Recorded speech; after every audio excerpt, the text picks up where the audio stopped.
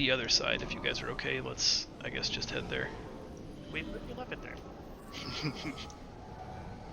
Is that sarcasm? No. If it's like a really bad key, then we don't have to, but I think it's pretty easy, especially at 2. Very approachable, and it's got a couple of like really great learning opportunities, so it's a good start. I need to get the first boss in there. Like, I need to be way better at that boss. I'm currently horrible. Cool. Yeah, we'll talk through it and we'll get it done. What do you seek? Is 195 good eye level for low keys? I don't want to be too low, because if I take off my weapon, I'll be 181. I think I'm But if I only take off- 180, so I feel like you're in a good spot. Okay. We lost a Zell in the transition somehow. Instructions unclear. Stuck in rape. Hi, Zop. I'm guessing he got up to get water or take a bio break. So I did not ask permission and instead forcefully moved him into Mythic 1. Oh, that's what we were supposed to do. I like it. I was listening to Andrew because he was giving a presentation on Mythic Dungeon tools. So I was like, this is useful information. Oh, I'm sorry. If you want to go back up for that, you can.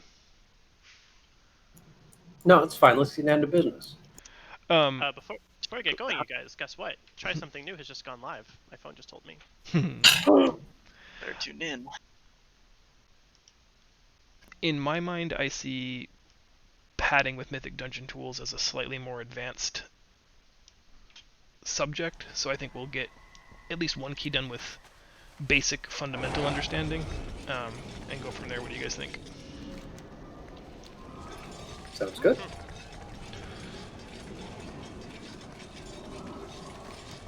I guess I will ask one question about dungeon tools. It's pretty much just a tank tool, right? So I think that depends on how you think about dungeon responsibility. It is going to like largely fall to the tank to come up with the routes, just because he's usually the first person to charge into things. But it definitely doesn't have to be. Oh boy. I wanna be the very best.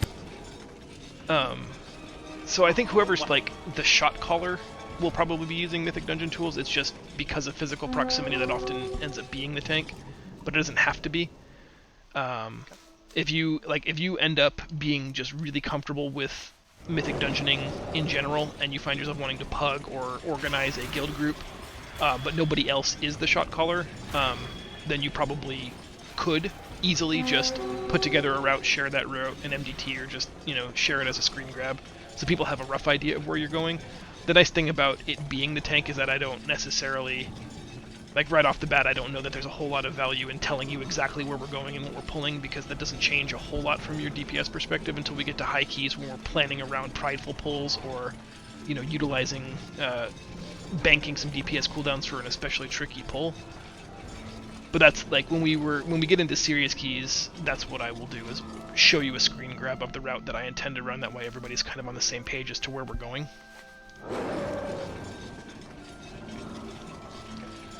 It's great for having a third-party tool for getting count in your mind, because one of the least efficient things you can do in a Keystone dungeon is be under or over percent. You don't want to get the last boss down with 15 seconds and realize that you're still at 99%. Conversely, you don't ever want to get the boss dead with 30 minutes over the timer and realize that you were at 103%. Because if you had just not pulled that extra pack or whatever that extra 3% was, you probably timed that key. So Mythic Dungeon Tools allows you outside of game to sort of plot that route and figure out how to plan your percentage as perfect, as close to 100% as you can get it, without being too wasteful.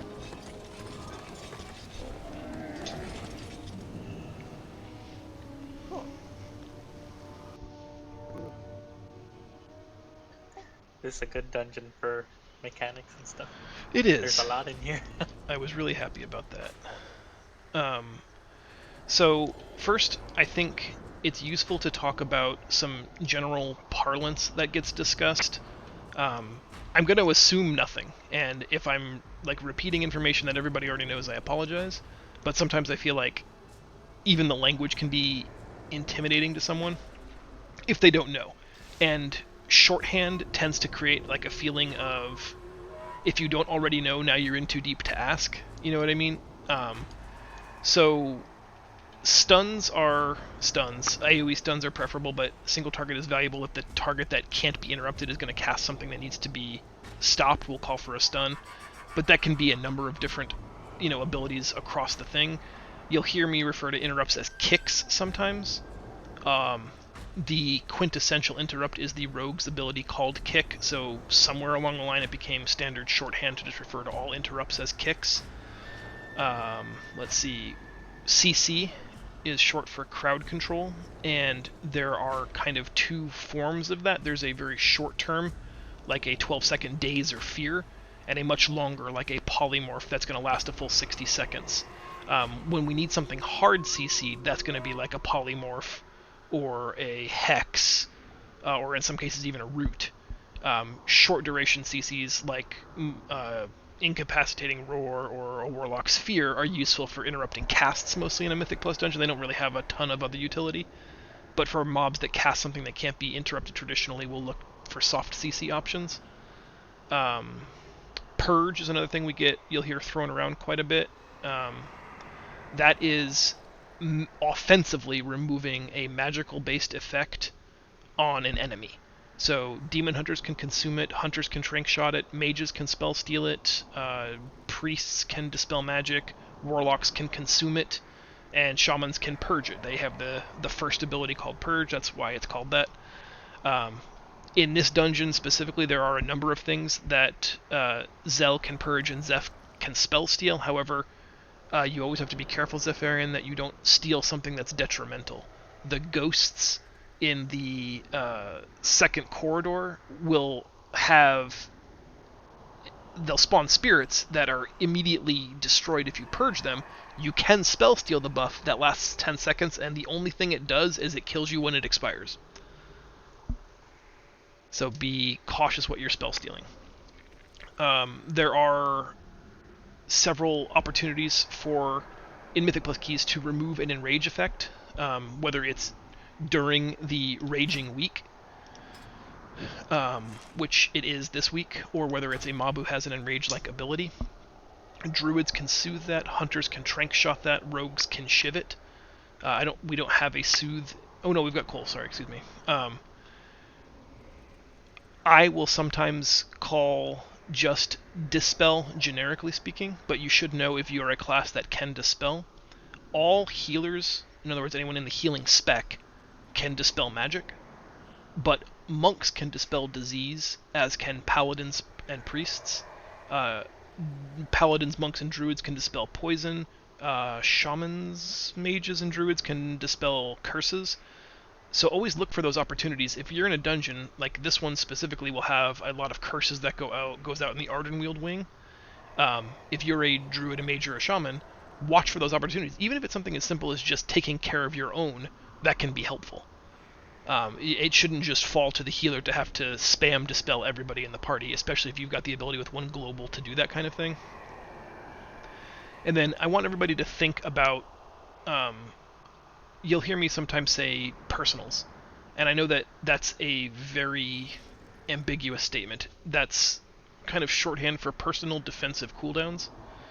What that means is that there's an amount of unavoidable damage that's about to happen to the group, and we want to try to mitigate that as much as possible, either because I'm worried that it's going to one-shot the group, and we need to mitigate that, or because there's an opportunity with personal cooldowns up, that mitigation will render just passive healing enough, or cleave healing enough, that Cole doesn't really have to take time away from DPSing the boss, or the dangerous trash mob or whatever, because we're trying to maximize that damage uptime. We want to be as smooth as possible. That's why, not just because of the way the Demon Hunter is built, but because of how this expansion's tanking works, tanks have to kite. Once you run through 2 or 3 defensive cooldowns, you just have to run away. And that's done because I'll just get chunked to 20% every 3 or 4 seconds. So rather than having Cole just struggle to kind of try to prop up a dying tank, we just run away. That lets the 3 of you just chase down the stuff that's already fixated on me, and it lets Cole not really have to do any healing, and again, just pump that DPS out. Because again, if we just think of it as a race, if we can get 100 million damage done in 36 minutes, we win. Then every minute he spends not healing me is a minute he gets to spend damaging whatever we're fighting. So we're always looking to maximize those opportunities. We want to take as little damage as possible and apply like all of the wealth of wisdom that we have from raiding into keys. You know, when you have to move out of something, there are a lot of tricks, especially in our first 3 or 4 pulls, that will require you to move. Stuff on that's beneath your feet is dangerous, and you absolutely have to move out of it. But I think there's an overcorrection for people, especially in our group, that it's, you know, if there's an effect here, all I have to do to not take damage is to go just outside of that effect and stop. But we will see people continually like run all the way to Narnia over here somewhere to just avoid that little 3-yard AoE. And that's wasted time, that's wasted efficiency. So always make sure you're not standing in stuff, but you know, you don't have to go crazy. Just get it just outside of that effect. And knowing what stuff does what things is going to make that movement effective. That's several minutes of talking. Does anybody have any questions, or do you want to put the keystone in and give this a try?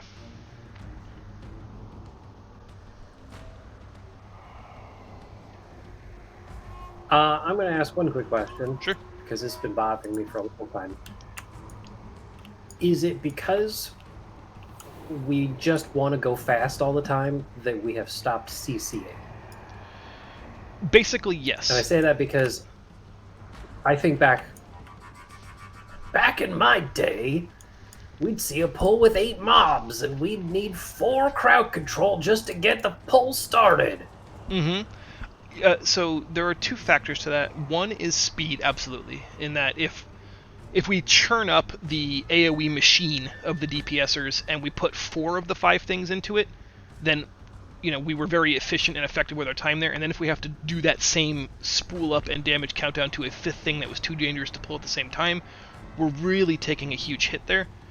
But there are exceptions to that rule. When I run high Halls of Atonement, for example, there is a double Huntmaster pull, where I will have both of those Huntmasters CC'd and I just pull the dogs outside.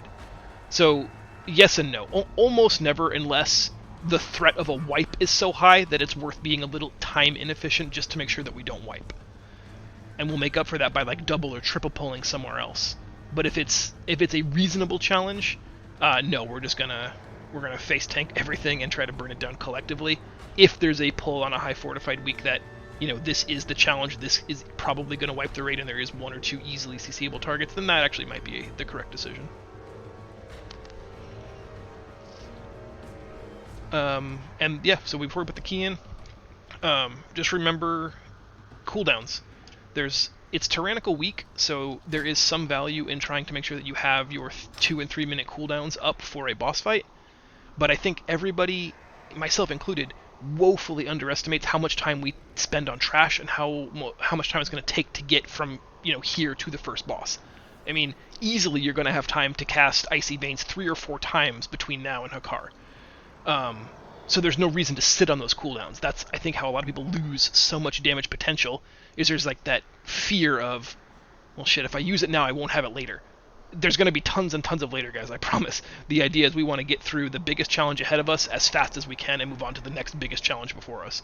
Like I said, in Tyrannical, the only asterisk there is that if you know you're within 3 minutes of a boss, then yeah, you're going to save your cooldowns and bank them for the boss where we know we're going to need them.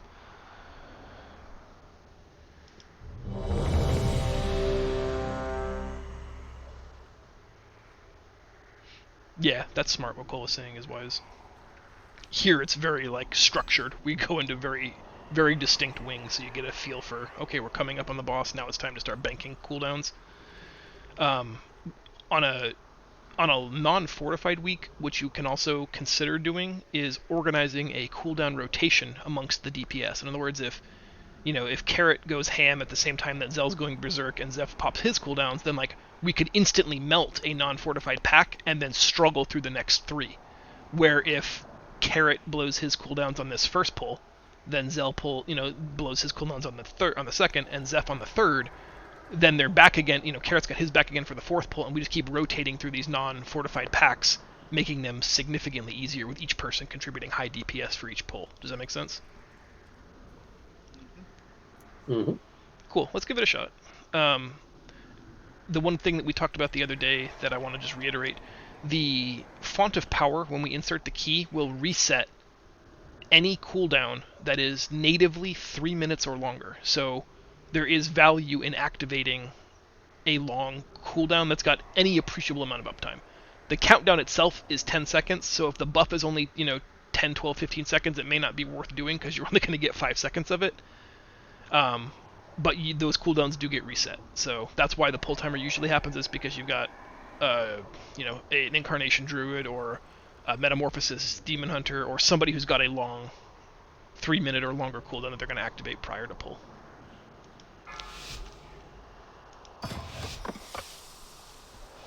Here 5, we go. 4, 3, 2, 1.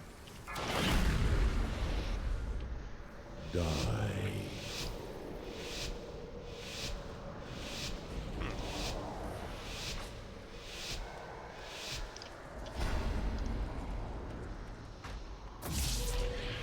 I see Vayne's Scissors.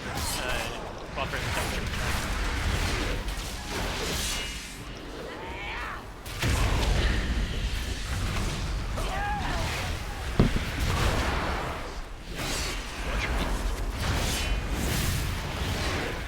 So a thing to also be concerned with here is stairs in this place create line of sight issues.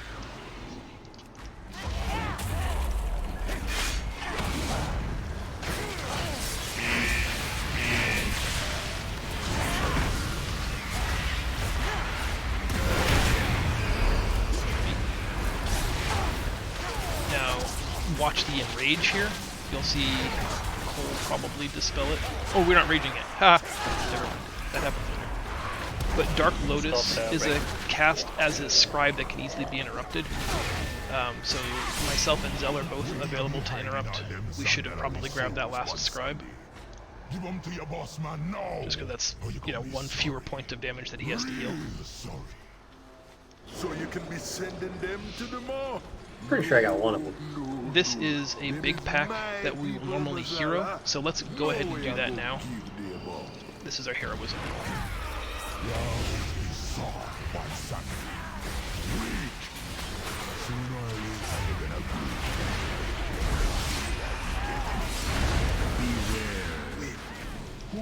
Watch the frontal cone.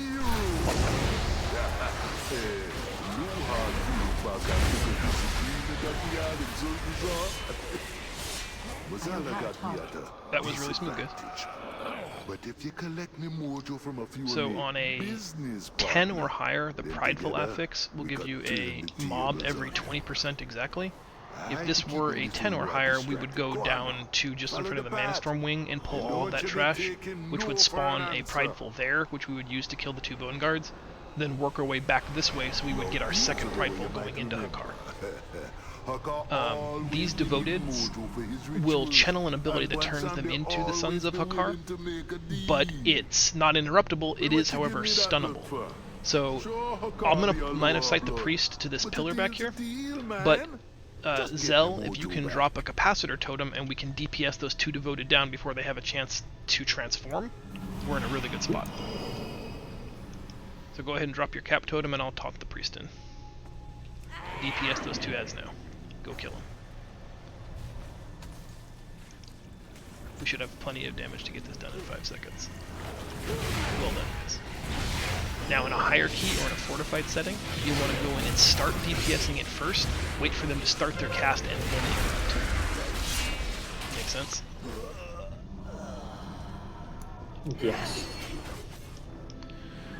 Every tank will pull differently. I prefer casters with a line of sight pull like that, forcing them into a situation where they won't be able to cast at range against me.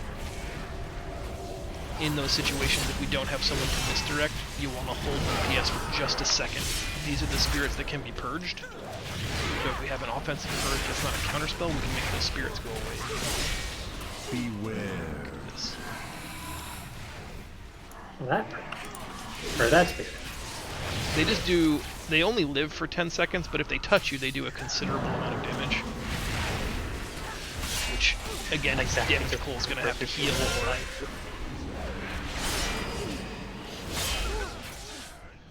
Do we have any Night Fae? Yes.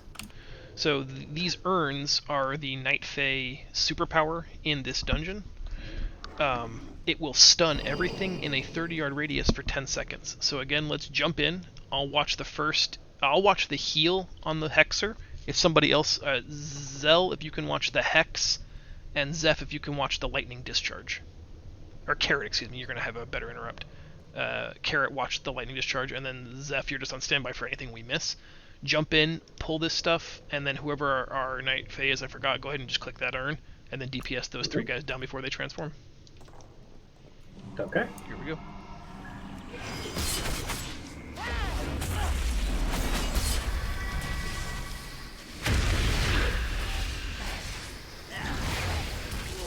Nice.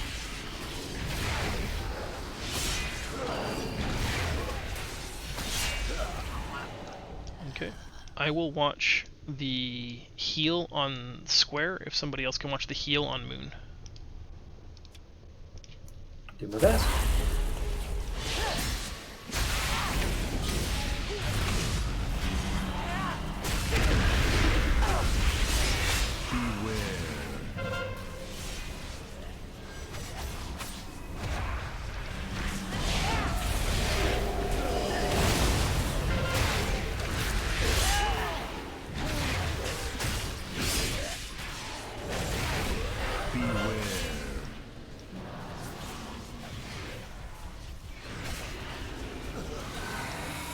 Courage that spirit. Yeah, buddy. So, this is the hardest boss fight in here, I think. It's got a couple of tricky mechanics. I will try to kite him away to a clean area once there's too many blood pools. The name of the game here is all about ad management. We have to kill the snakes that he spawns, the Sons of Hakar, very, very quickly. They will fixate a random player and try to murder that person. We want to kill them. When they die, they leave pools, and then they'll start trying to respawn, which we can't really do anything to stop. The name of the game is getting this fight over quickly so that we're not inundated by a number of respawning Sons of Hakar. The bitch of this is that Hakar will do a Blood Shield ability. I believe it's called Blood Barrier. When that happens, it is called Blood Barrier. When that happens, if everybody uses a raw DR, a mitigating cooldown, or a magic defensive, we will make that barrier much smaller. He creates an absorb shield on himself equal to the amount of damage that's done to everything in this arena. So if we have too many snakes up, that shield is going to be huge because it will have damaged them also.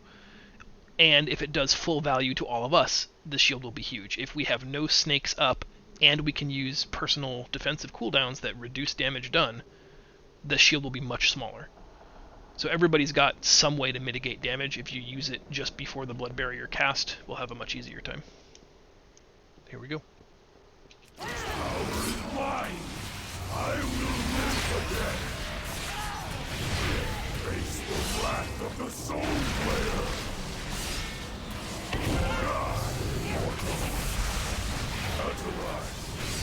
Here comes the first. Don't overlap circles with each other if you can.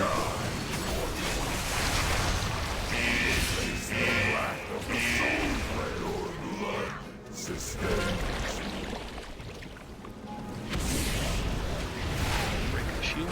Nice job, guys.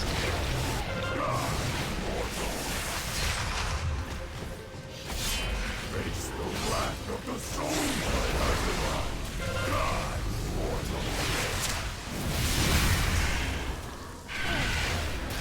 Two half-health suns, get those dead.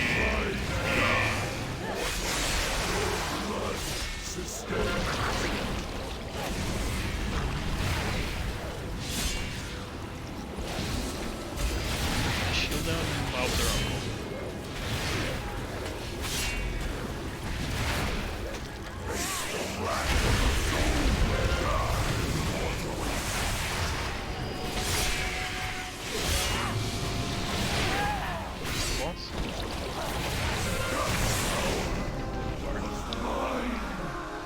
When you were discussing definitions, I think you forgot to nasty define one. optional. But you be making That is me a ultimate bit. success. Sooner or later, you're gonna be back. I'm having a Money hard shot. time hearing It's you the for money some shot. reason. Speak again, anybody? So if we have a melee heavy fight on him, do you try and control where you kill Hakar's Sons of Hakar for the In a pools, perfect or world, that would be ideal. I think the You best want bet them is just to count on the sword, tank to one move Sunday. things away from a You heavily, want Rastaka, if there's just nowhere to stand, then I'll move to the other side. That's one of the trickier aspects of this is it sucks because there's so many things and it's so hectic.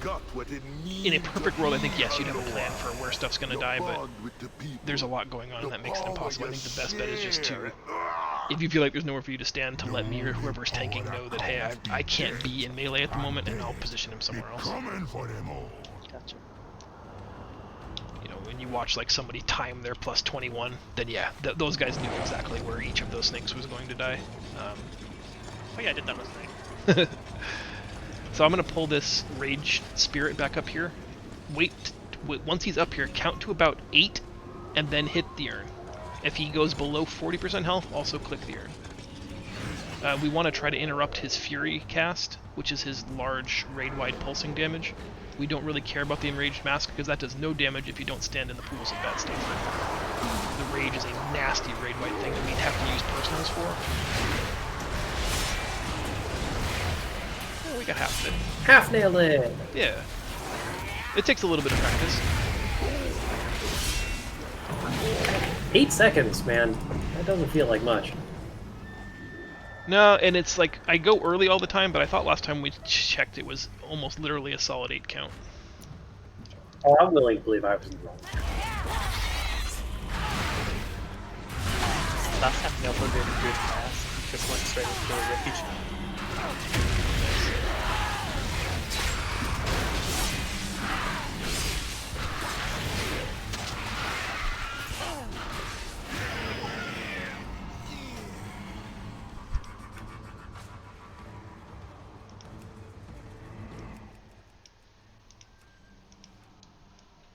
Alright. These guys just have that whirlwind that you have to watch out for, the distanced whirlwind, which I think is one of just the coolest abilities ever, but we won't make Warrior Zell super envious. I just really wish I had that like cool teleport move they did.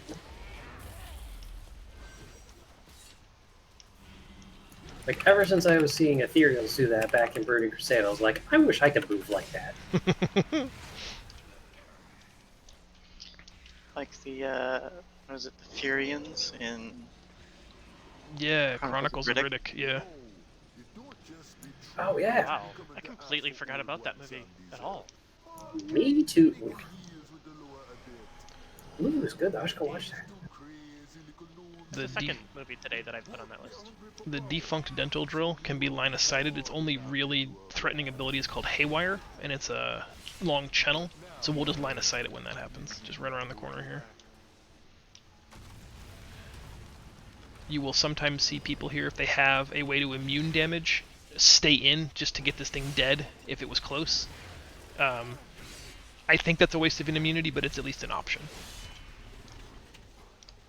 Also, for example, like Bella, she will use Touch of Karma, because even though it's a defensive, you can use it as a DPS cooldown instead.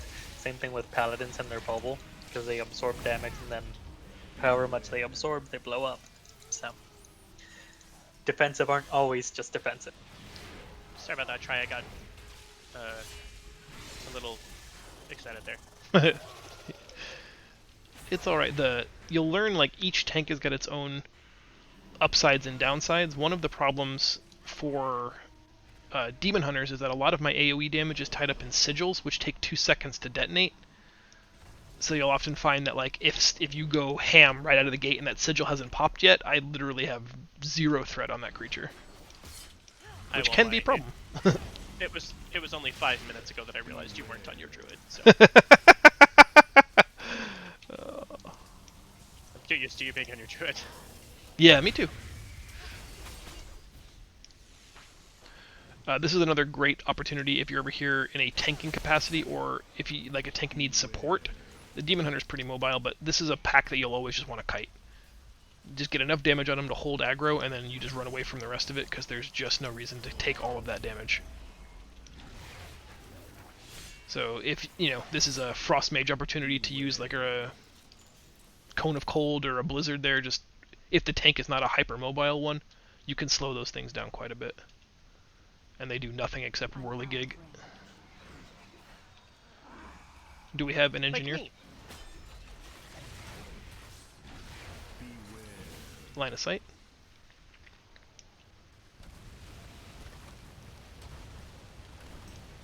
Carrot, remind me after this dungeon to for sure share that weak art with you.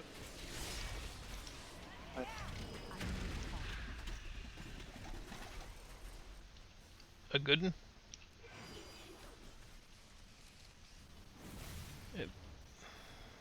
Nice. I will watch the... Oh, I won't watch... Zell, you watch the heal. There it is. Sure was a neat looking heel.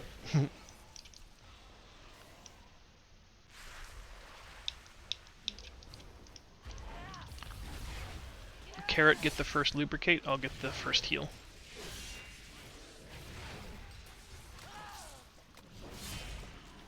Apparently had a slime targeted. That is going to be less effective, believe it or not. Zell, you can get the next heal. Never mind. Make sure not to jump, it always gets me killed. I had a hiccup, a lag spike, and I came back at 10%. So I think I probably stood in that river of slime. Dear. Because I don't know what else in here could hit me that hard.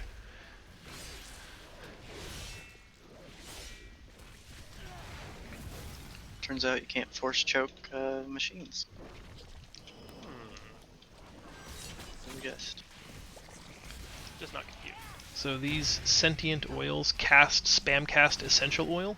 It doesn't sound like it does much, but on a high fortified key, this is very dangerous. It's not quite worth using cooldowns for, but you'll definitely want to interrupt as many casts as you can, and an AoE stun here is always welcome.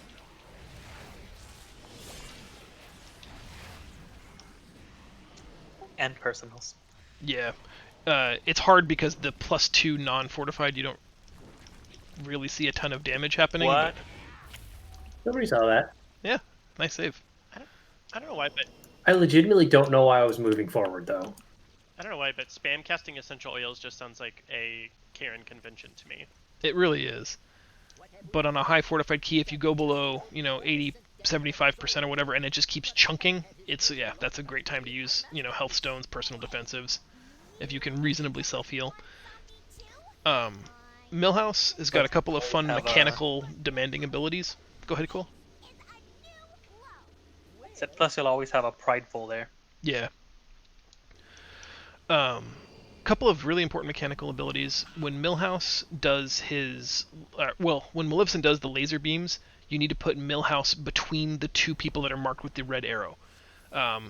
It stuns him, which is helpful throughout the fight, but when he's about to cast his Doom spell, he has to be stunned or will take a huge chunk of damage. Now on a high tyrannical key, it will just probably be a wipe, because we'll lose everybody that's not a tank in the first Doom.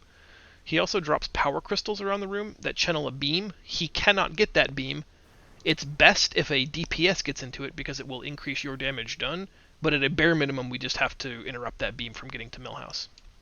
When it's Maleficent's turn, she'll wind up little squirrel bombs that she drops around the room. You literally have to run over to it. You'll get the golden cogwheel if you can interact with it. Click it to dearm it and deactivate it. Millhouse will target a random player with Shadow Fury. It looks like a light lavender circle. You have to use that circle to stun Maleficent. Just like in Phase 1, it's nice because it stems the bleeding on incoming tank damage, but there will be a phase when she just starts raining down chicken bombs on us, and the only way to stop that from wiping us is to stun her with that Shadow Fury. So you get like 2 times to practice it with, oh fun, we're just saving the tank from damage, and then there's one super important, do it right or we wipe. Here we go.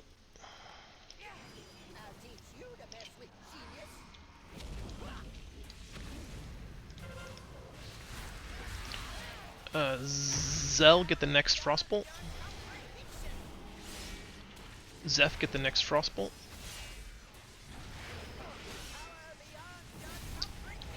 Holy I wasted my Frostbolt or mana. Sorry. I'll get the next Frostbolt. Zell, you get the next Frostbolt.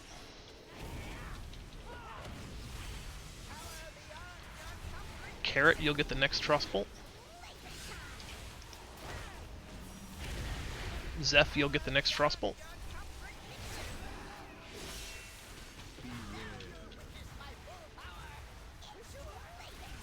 Nice work, guys. That was perfect.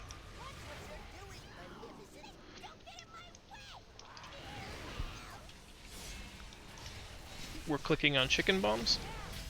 We're watching for Shadow Fury. So you want to get Shadow Fury just into her without hitting anybody else. So when Shadow Fury's coming in, I will move to one side, melee DPS will also move to a side. Whoever has Shadow Fury, just like that. Make sure you're getting her and nobody else. Perfect.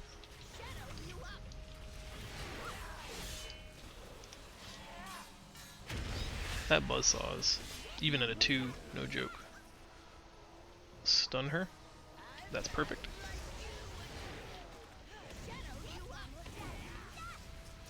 This is going to be the important stun.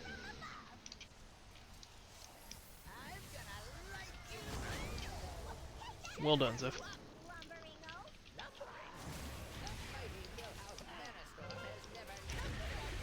I'll get the next Frostbolt. Or no, I won't.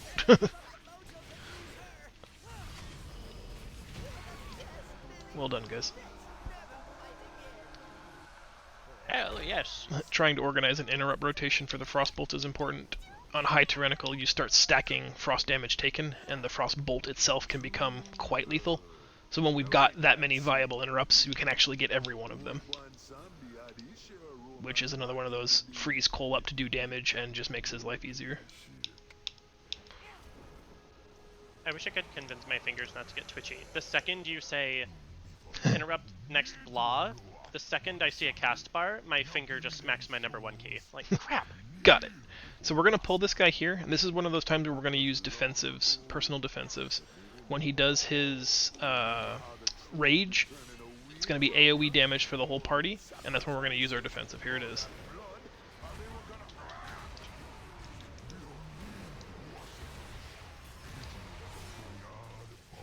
Nice. Very, very nice.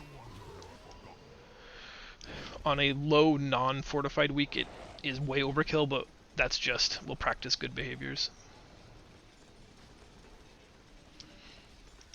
I didn't almost walk off the edge because I was petting my dog.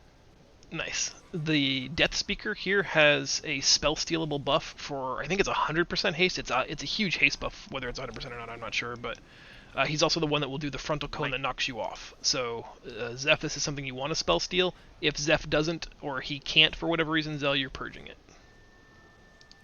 Okay.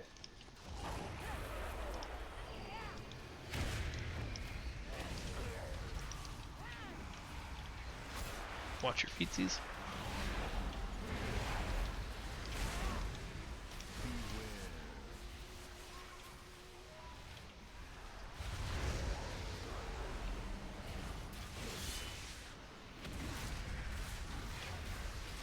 Carrot get Shadow Core. Oh, never mind, sorry, that was too late. Watch your feet. Super clean.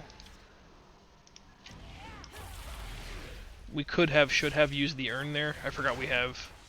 The last 2 times I've been here, on this guy we didn't have a Night Fae, so I apologize. It's just muscle memory. Hey, I forget I'm Night Fae too. I like that. Try's not night phase, so nobody must be. Kind of, yes.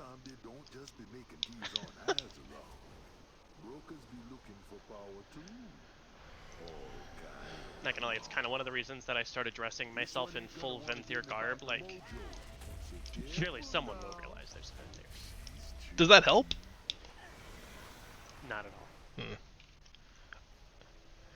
It was wishful thinking. Nice. So there are 2 schools of thought with that gauntlet. You can either use a defensive cooldown and just sprint, which again I think is a poor use of a defensive, but If that's the only way you're going to get through it without taking lethal damage, that's fine. The point is to not have to have Cole stop and res there. So if that means you have to, take 3 or 4 seconds to make sure you're not going to get deaded by something, that's ideal. Because losing 15 seconds to the death penalty plus the 10-second res is a waste of our time there for just silly stuff on the floor.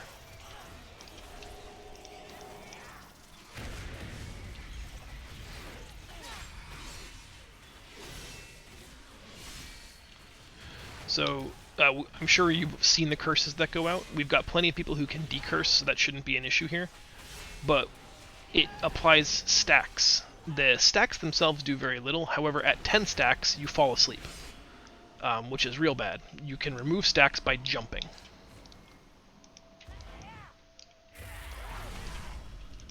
Just because you made me feel like a bad mage, I turned back on Healbot so I could more quickly decurse. Nice. Whatever helps. Yeah, as I say, that's one of those things where, like, bad mage. yeah, it's one of those things where it sounds stupid and it sounds like it's not going to matter to anybody. There will be groups that will thank you. A healer will thank you, whispered after the run, "Hey, thanks for decursing that. That was super cool." Those are the things that will engender positive feelings about including you in high groups. It shows that you understand what's going on and you understand how to address it. So there's invisible guys here that we're going to pull, and then there's a point of contention amongst people who play this game. I like to pull the dragon on non-fortified weeks, unless where I'm an all-melee group. Many people do not, so I guess if you're here with not me, maybe check with the tank before you misdirect. Many people do not pull it. It's an easy 3.5% to my eyes, especially on non-fortified. The only trick is that it does a melee-based fear, so you'll have to get out of that small 5-yard ring when she's doing her fear. We're going to get the other invisible Spriggans here.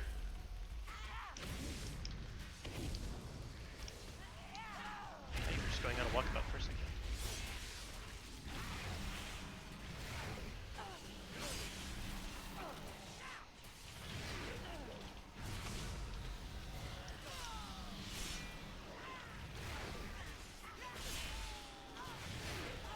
And if you can't run out of the circle, things like anti-magic shell work, so you don't get viewed. If there was a rogue, it would be cloak. Cloak of shadows. Mm-hmm. It's all about using those things, saving a blink charge if you know you're going to have to get out of a potentially dangerous something. Just making the most of the tools that the game gives you. You'll find that people who get stuck in these situations are people who had tools at their disposal that they did not utilize. Very, very infrequently is it that there was nothing you could have done. It's just that there was nothing you thought of in that moment. And that's just going to be a factor of doing this enough that it becomes second nature.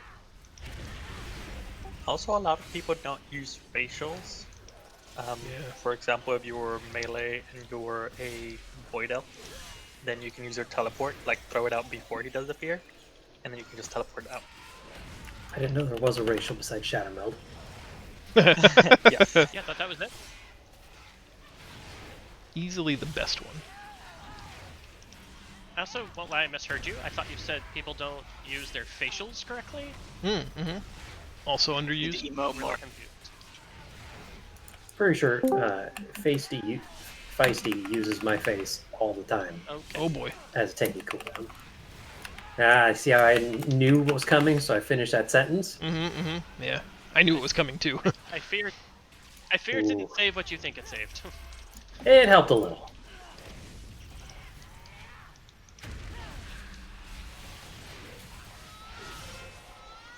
So remember to jump here until the people who can decurse get you decursed. So the way Call that is- oh, I'm go ahead. assuming if I have a decurse available and I see it's on the tank, I should grab that first and then Sure. other people. Yep. Or No, I will always do the tank first.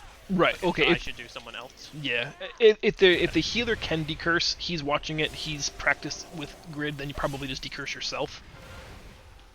If the healer cannot decurse, then yes, the tank is priority. And sometimes that's just a big brain play in and of itself, is knowing which of those situations you're in. Not gonna lie, I kind of However- figured that, but then I didn't want you to be like, hey moron, why don't you ever decurse the tank? But if it ever came down to me or the tank, I would decurse myself first. Ha! That's fair. He can keep the rest of the party alive. Probably for the 10 seconds I'm asleep. So you can pull the pack that we skipped, that Territorial Blade Beak pack, or you can come down here for these.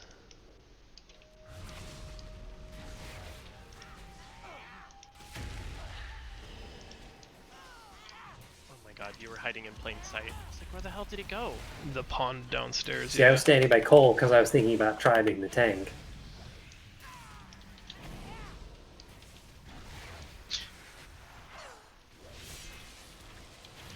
And then when this is done, we're going to try to just get this Territorial Blade Beak, but probably not going to happen.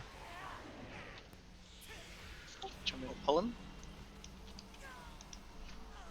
I would say also familiarize with the curses, because if it doesn't matter, like if it's something like, oh, speed reduced by, I don't know, 10%, there really is no point in decursing unless, like, say it's that boss So, in Theater of Pain. Line of sight really upstairs, stuff. please. We let the Territorial Cry get off, so everything's going to come crashing down on us just now.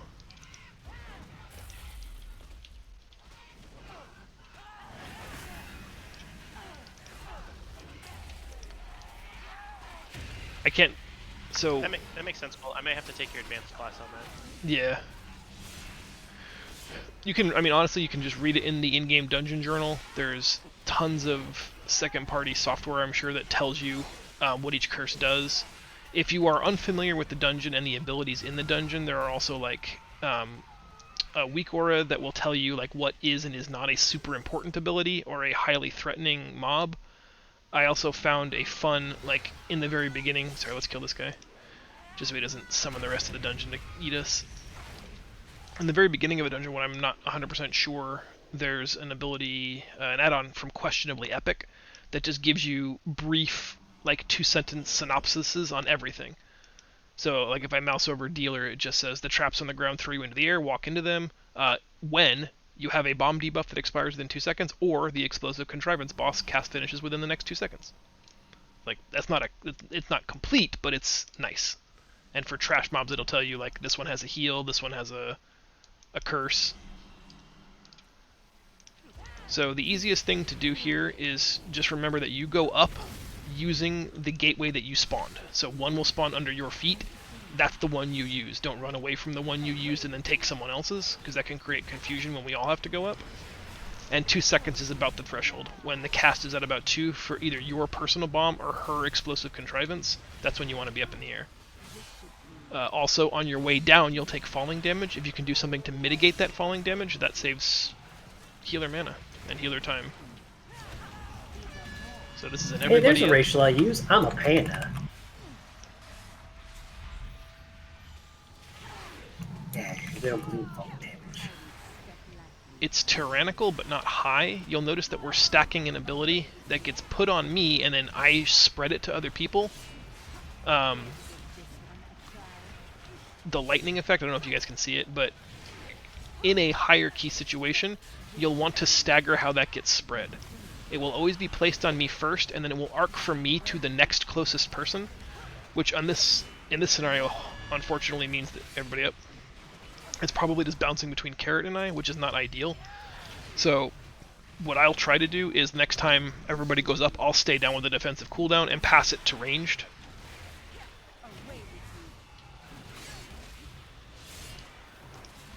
But he's going to be dead before it becomes relevant. But if you're ever here on a high key and people keep dying from damage you don't understand, it's because that lightning charge is just probably being bounced between 2 people. Them brokers be up to something. You best be keeping an eye on them.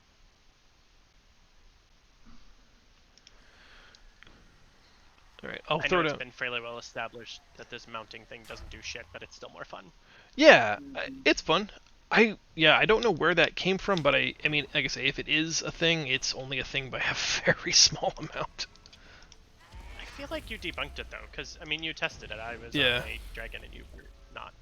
We were moving at the same speed, yeah. For Muzala, I'll put down 4 raid markers. We'll try to one phase the totems. Yeah, I think Cole and I just go to the same place. So if you have a high DPS tank, usually the tank can do it by themselves. But you know, otherwise you'd send the healer with the lowest performing DPS. Carrot, why don't you go green? I'll go purple with Cole. Zeph, you go blue. Zell, you go red. We're going to be doing some dancing with the bosses of dodging all of his abilities.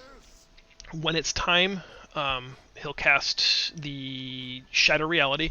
That's when we got to take our portals. If you cannot get your pillar down, mark where it is, because Muzala rotates. So when we get teleported back, it will not be to this platform. You'll need to know which one it is. There's a visual cue here. You see those purple tendrils, those shadowy souls that are being channeled into Bwansamdi? Those are each coming from pillars that haven't been activated yet.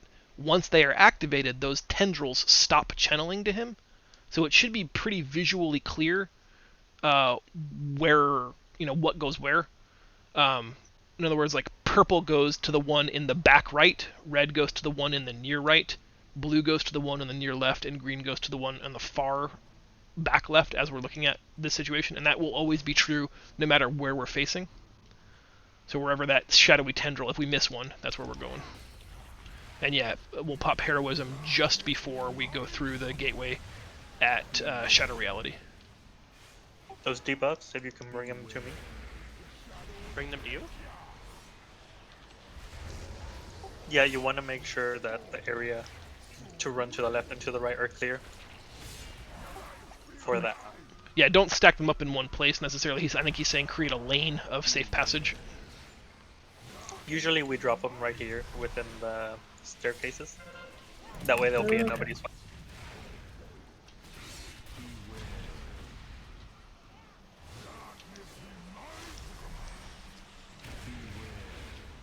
Go left. Go right.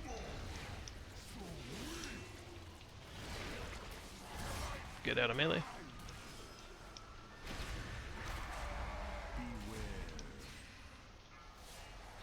Shadow Reality.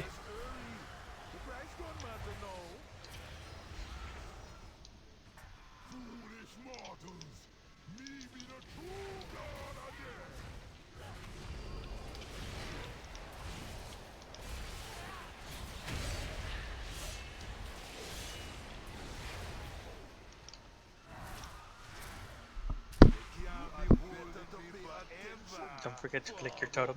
Yep. Well, it looks like we got all 4.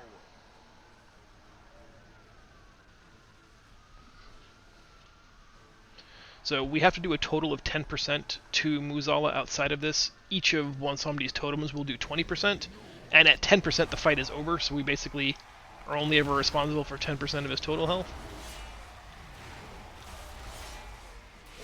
So on those runs where the fight doesn't just instantly end, it's because you didn't do enough up front. It'll be the case often on tyrannical weeks. So we've got 4.5% left to do.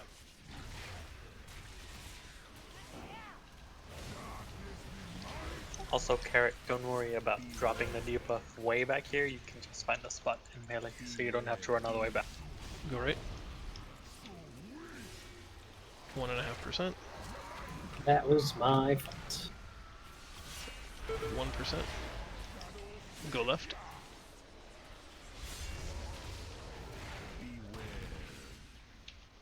There it is. I did it. Times change, man. Mortals never be as weak as you believe them to be. You see, they have potential.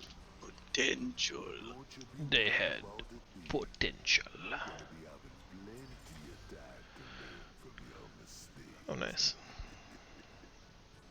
This is why you bring a mage. Yes, sir. Yup.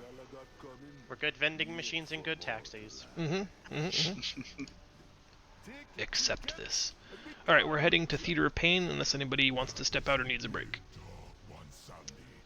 Dax, What's up? Dax Alexander, did you want to go to Theater of Pain with them? No, I'm just listening in. Okay. Thank you for asking. Well, I'll be back in like 2 seconds. I apologize. I have a No worries. dog crossing her legs needing to use the restroom. That happens.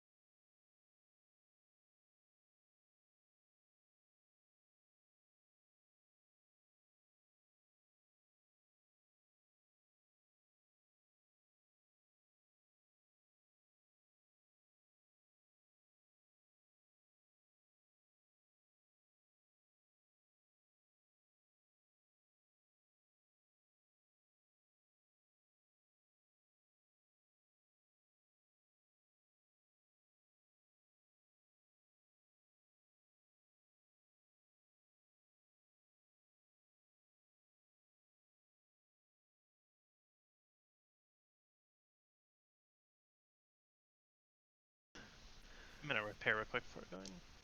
Yeah, that's a good idea. That's another, like, just championship mentality is to make sure you're always repairing. Because there's nothing worse than being just before the last boss after 2 wipes and being like, hey guys. I need to run all the way up to Lakefall. Yeah, that definitely didn't happen to me the other night. Nope. I have a question that I am interested in hearing your response to, and this could be like throughout the dungeon as a whole. Sure. How can you remain relevant and competitive for these Mythic Pluses, including high keys, if you're always mid to bottom tier DPS? The Utility, I would so say. the two answers are be useful in other ways. Always be playing super defensively, making everybody else's life easier. If you create a situation where when you're not there, people wonder why the run felt harder. If you're constantly dispelling, if you're debuffing the enemies, if you're purging stuff off the tank, if you're misdirecting, if you're stunning everything, if you're the interrupt king, or even just taking over a shot calling role of just saying, I'll manage the interrupt rotation. You guys can focus, so you free the tank to just watch pathing and stuff, especially if it's a run he's not super familiar with and he's toggling back and forth between Mythic dungeon tools. If you just say like, hey, I'll watch the interrupt rotation and I'll call those out, that makes you super valuable in a run. Anything that can basically take stress away from other people and have that be something you own is huge. And there's no spec, I don't think, that can't complete a 15. So if you feel like your damage is the limiting factor, then maybe it is, but there's room to grow. There's no spec I'm aware of, even frost mages before the nerf, that were so low that they couldn't complete keys in time. So if you feel like the damage is a limiting factor, then I would strive to make yourself useful in every other way possible, but also just, it doesn't hurt to look at Icy Veins, look at Wowhead, run a simulator, check out some gear sets, play with different talents. We talk all the time about the Druid example of Treants.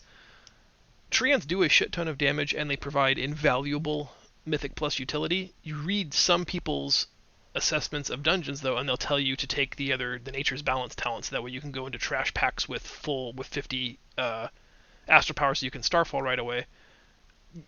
That's it's a trap for 2 reasons. 1, because you're missing out on potential utility, and 2, because you're never out of combat long enough in a Mythic Plus for Nature's Balance to equalize your Astral Power. So there's just kind of that weird reading between the lines. Just because the spec looks good on paper doesn't mean it's going to play well. So I guess don't ever be afraid to experiment. Run a bunch of keys with a bunch of different builds, compare your logs and see what's working out better for you. It's entirely possible that a more bursty build is actually going to be beneficial for you, rather than like long-term sustained raid. Also, it's okay if you're more single target than AoE. I feel like my AoE sucks, but my single target is really good. Yeah, that's great, especially if you're playing in an organized group where you can say, look, I'm the single target expert. I don't do good trash damage. I don't have the Divine Storm legendary, but I will light bosses up, which is especially helpful in tyrannical weeks. But that frees everybody else to just do, junk DPS on trash, and then they can rely on you for boss damage. That's smart. Okay. Alright, gang, are we ready?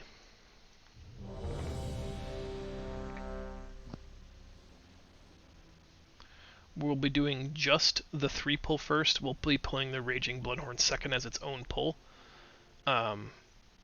It can be done as a 4 pull, especially if you have a Soothe, which we do, but we'll just go slow and steady. The Raging Bloodhorn would need to be soothed, and you want to dodge his Horn Rush. Everybody else doesn't do a whole lot. The Ritualist does an Unholy Fervor, which will heal him if it's successful, so we'll definitely want to watch interrupts on that, but we have tons and tons of damage, so I will likely try to kite at some point these unyielding contenders, so I'll try to call for a slow or a stun.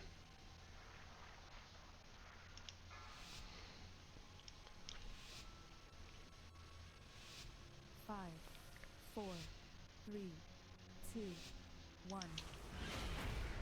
Oh, it didn't click. It's still grayed out. Okay, here we go. No, my sweet meta. My minion.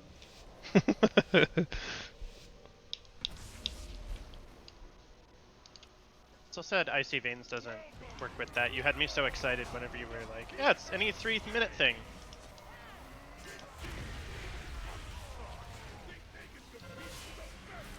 Is Icy Veins 2? It's 3 minutes, but I tried it. It reset the cooldown, but when we were through the timer and stuff, I didn't actually have Icy Veins on me. That's interesting. It should, because I thought the buff was 20 seconds. The buff is actually 33 seconds. And I waited till the countdown was at 1 to click it. Huh. And all it did was look reset at the that. timer.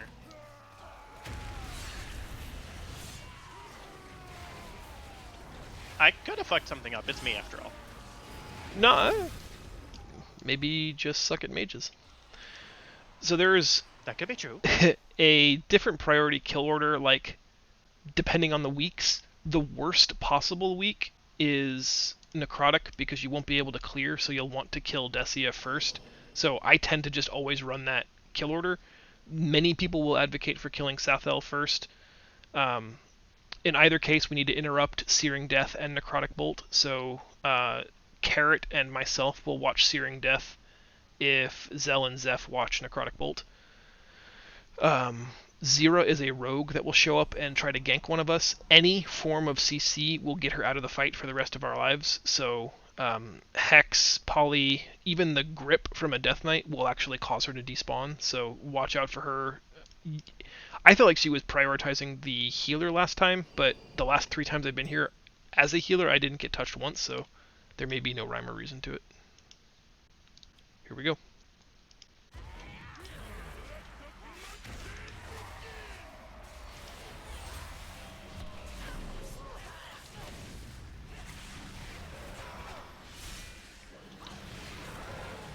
Let's go ahead and use hero here.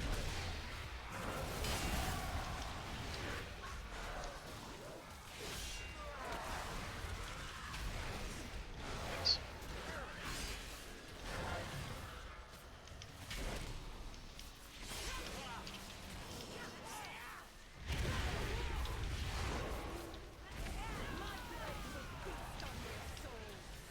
Cole soothe the enrage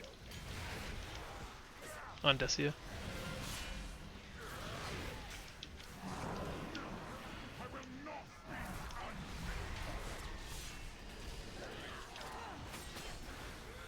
As long as Sathel's shield is up, we can't interrupt her. So we'll prioritize killing that shield whenever it's up so we can go back to interrupting that necromantic bolt.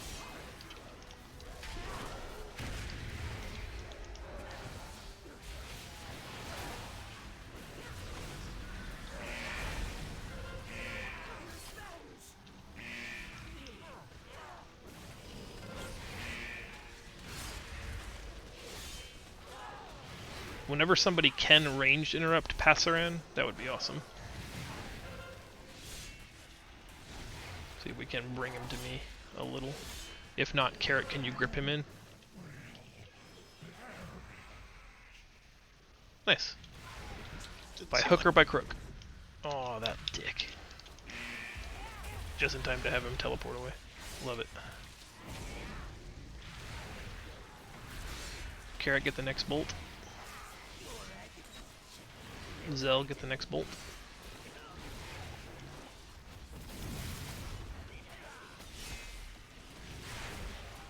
I'll get the next bolt. Carrot, get the next bolt. Nice. Got it. He does nothing. So on a high key like that, I know we were so close to killing Decia, we'll probably want to go back to Sathel to DPS through that shield just so that we can continue to interrupt those bolts.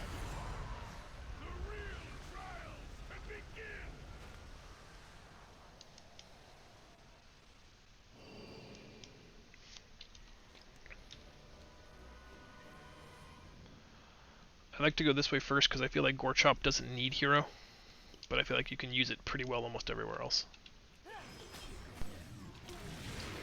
Again, there will be different pathing for Prideful. I feel like that's more of an advanced concept.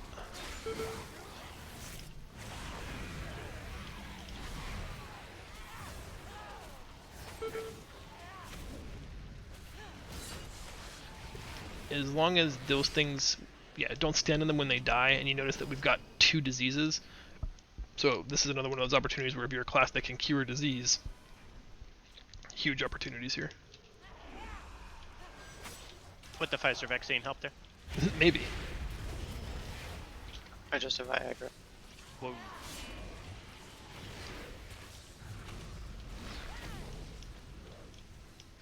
You use your Viagra very differently than I'm used to.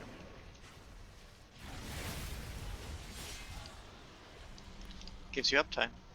Ha! I get it. Do you want to vortex this pull? Yep.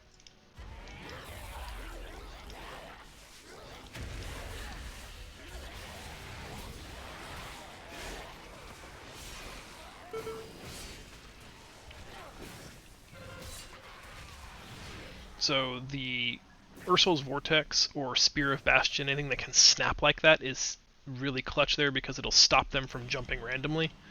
You can also, if you're got a good AoE stun, Cap Totem's hard to time, but if you had like an instant cast AoE stun, that's a good time to use it there also.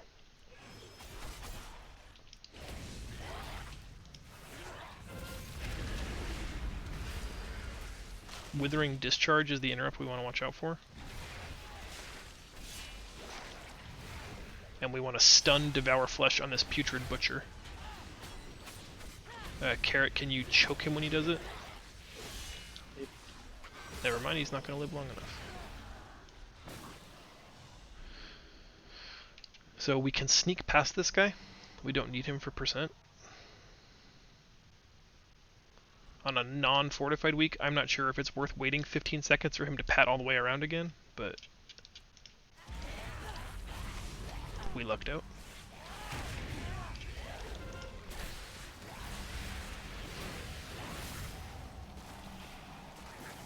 There's the Devour Flesh on the Butcher.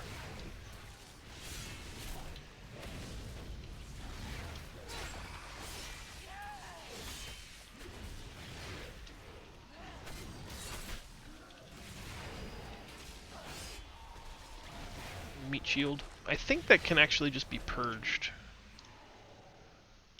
We're going to wait for the Rancid Gas Bag. This is the Ambush Bridge, so we'll pull just the Rancid Gas Bag. I need to get closer. I love my weak aura that tells me to interrupt that because she just says interrupt. Nice. This is just the front and back guy. Just when he turns like that, make sure you're on his sides, not his front or back, because you're going to have a bad time.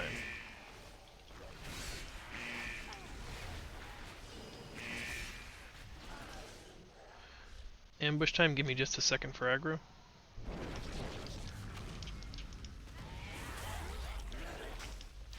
Or they will all not be in any sigil, which is just the best. Yeah, I feel that. My capacitor totem got 1. Watch that big puddle of death.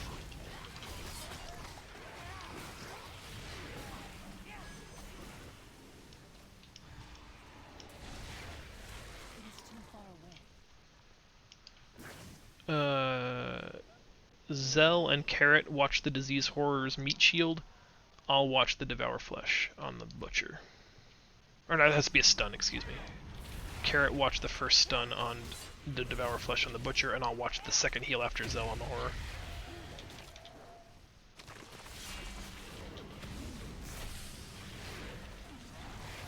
It's no fun when this stuff dies too quick. We don't get to do any of the mechanics.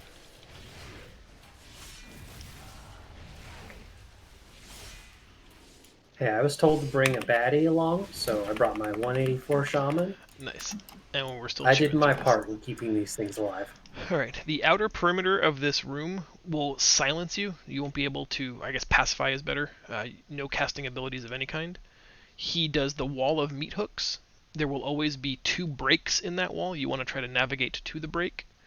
The ads that spawn will actually kill themselves over time, so do not focus them. Stay on Gorchop and cleave whenever possible. I'll try to get them stacked up on Gorchop pretty easy. Don't waste time targeting them down. They'll decay and kill themselves. The draw-in that he does decides whether or not it's going to pull you in when the circle appears. After that point, you're free to step outside of it and you won't be drawn in. I find it almost advantageous to use the pull in to my advantage to get to one of the breaks in the chain, but if you don't want that pull, there's a brief window of time between when he's telegraphing he's casting it and when he casts it that you won't be drawn in.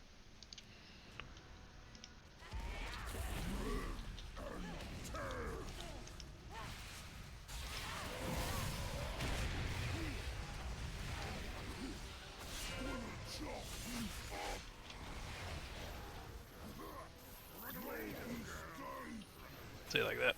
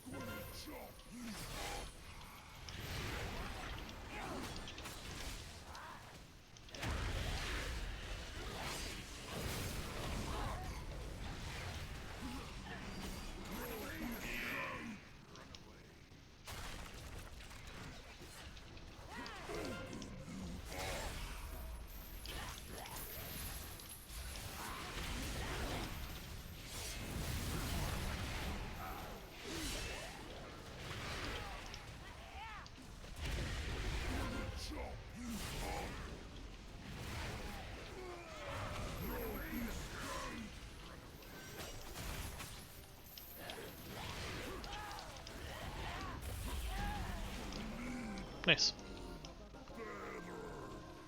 I like your froggy form, Cole. Thank you. Did the draw in circle make sense? Mhm. Do we have Necrolords? I didn't ask. I haven't seen a banner that I haven't seen anybody click the banners, but the bonus here are these Necrolord banners. They give a 10-minute party-wide buff to, I think, haste and movement speed.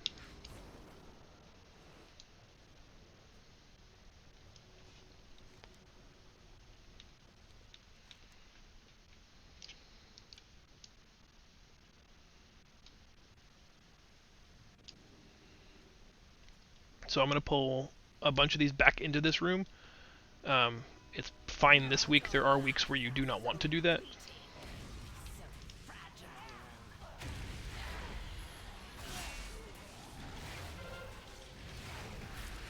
Bind Soul can be interrupted.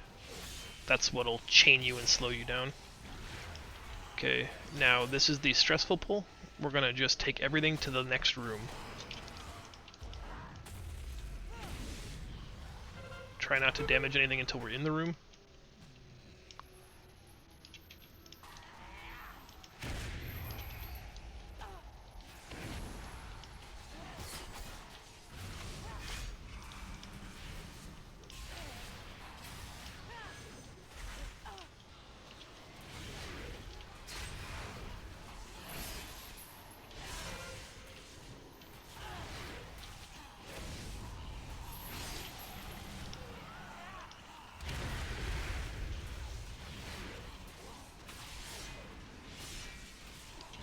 Nice.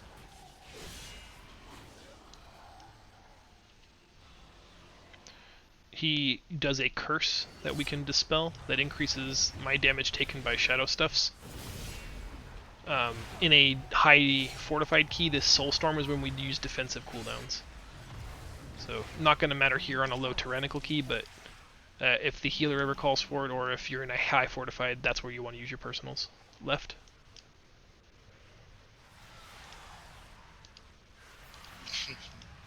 Okay, only click once. Got it. Nice. Bind Soul on the Shackled Souls is priority.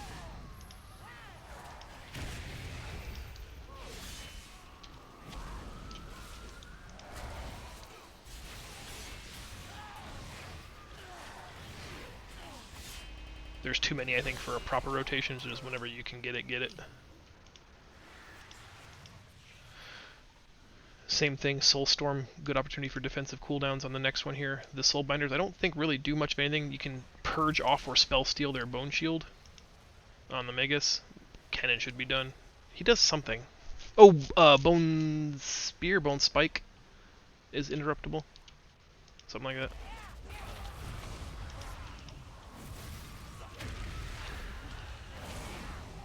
Defensives.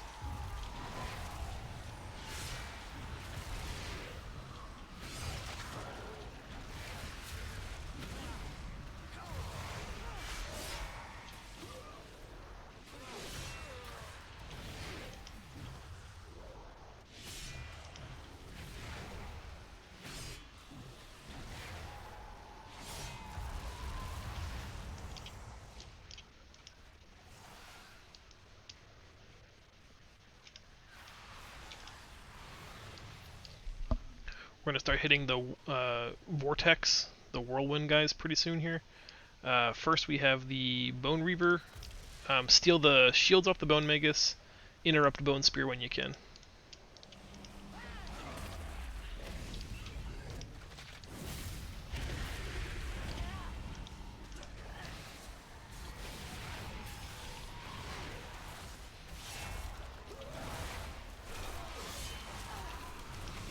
Nice. If you have to get out of the way to kite stuff here, do not go left or right too far because you'll pull the other paths on either side that we don't need. So when he does this Bone Storm, this is one of those areas for excellence where you can just make small micro adjustments to get out of the way of that. If you go too far, you'll pull that stuff on the side, and that just eats time here. Whirlwind fights.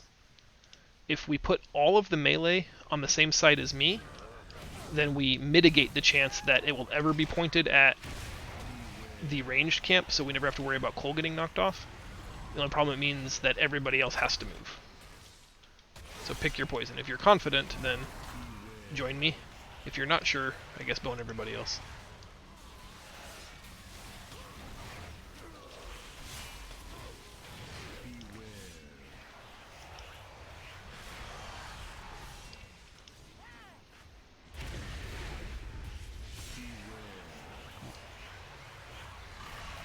Hey, we didn't lose one person. Good job, guys. Does the baiting the Sorry, whirlwind Colt, make last- sense? Kind of. So it's gonna prefer here. Well, we'll make it clear. It will preferentially target a person, and then every person that's on that side of the boss is going to have to move. So if we put all of the melee stacking on me, then anytime it's targeting all of those people, any one of those three people, everybody behind him, like, I guess it doesn't have to be melee in range, it could be any separation, but the easiest distinction is just to say melee on one side, ranged on the other. That way, only 50% of the group will ever have to move at one time. In other words, if it chooses one of the melee players, then everybody that's on the other side, the non-melee side, won't have to move at all. The problem is, like, a lot of people get grouped up and they just stand around him like a ring, and then, 2 or 3 of those 5 people will always have to move. Everybody knows this fight? Doesn't matter now. Here we go. Crossing that... Oh. Oh. Crossing this threshold here starts the fight.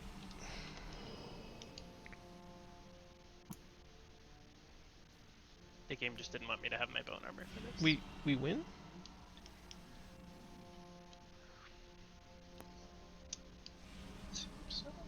Come back, bitch. Get yourself in the grasping hands to help that stop the collection of your soul. Use a personal defensive if you have to stand in the souls while you have the debuff, because you will be taking a fuck ton of damage.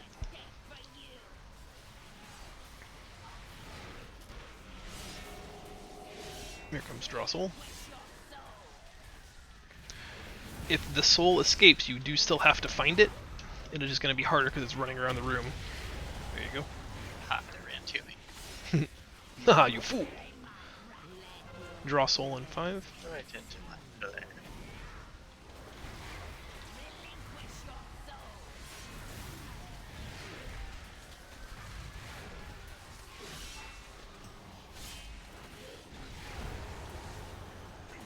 New Grasping Hands are down. Draw Soul soon.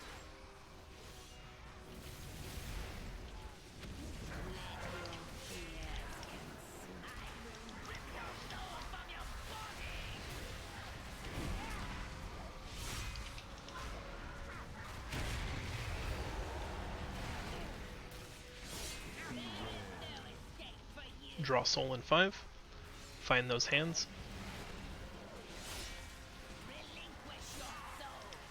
Have respect for the amount of damage that the hands do. At higher keys, you will only have like 1 tick of damage before it becomes fatal. So you'll want to practice at some point in the future, like being behind it and getting ready to essentially strafe in or step into it and then out just long enough to capture your soul.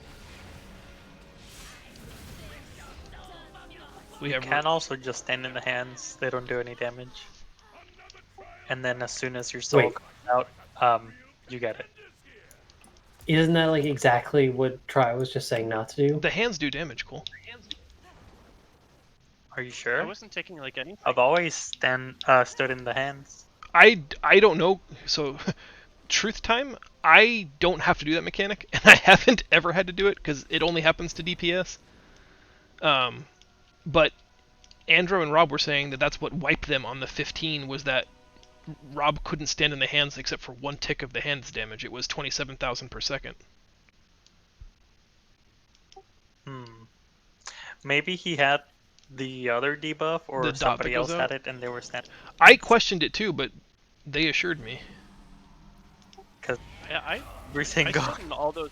every I single stood in all time those I hands stand, just now, and there was nothing. that way you don't take a tick of the damage either. Because that, once your soul comes out, 1 second does Yeah, for sure. hurt a lot. Maybe I just misunderstood them then, but when he said it, I said, I don't think there's damage there. And he went, oh, there is. And you have to, it'll kill you. And I was like, okay. I mean, I honestly, the entire Shadowlands expansion have never had to do that. So, I guess lucky me.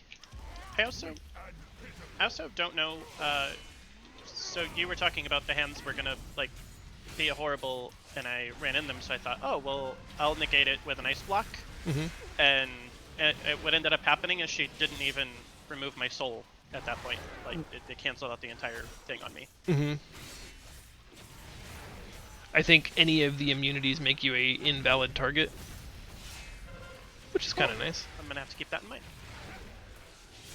It's one of those things where I don't. Honestly, had just never tried it there. Yeah, it's one. I think you'll have to decide for yourself whether that's a great place to use it or not.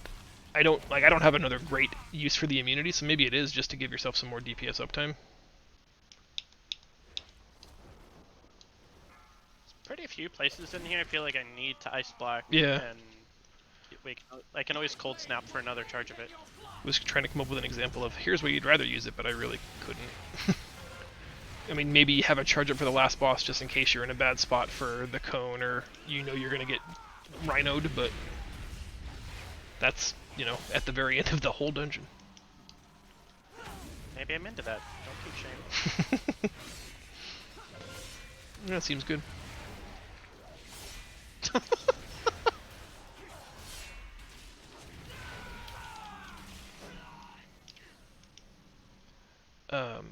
The captain is something Carrot you can steal. He can become your new best friend and should.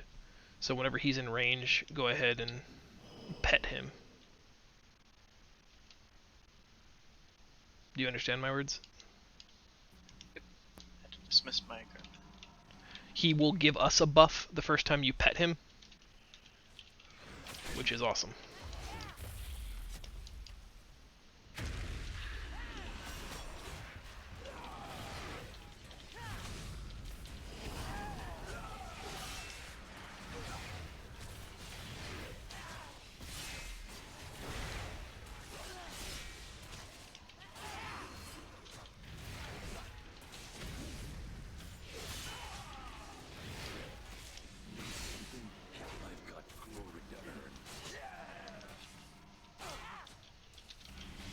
I feel like I was doing the wrong thing there.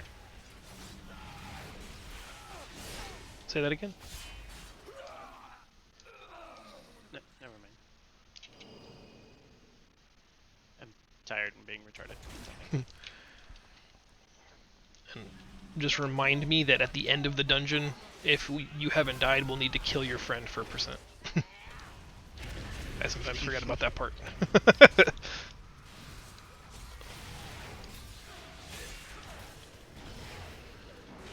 All of these are just the only don't stand thing- and stuff. In Unholy, having this pet keeps me from doing Dark Transformation. which is one of my better cooldowns. I guess we could math it out. 2% increased damage party-wide and 5% reduced damage versus, I'm not sure what comes out on top. But if you feel like it's hindering you, then we can unpet him. Yeah, I just throwing it out there. I don't know. Here, what's- drop him now and we'll just kill him here. I mean, the biggest benefit is just that that pack isn't empowered and that we get that buff, but if it's messing with your rotation, let's just kill him now.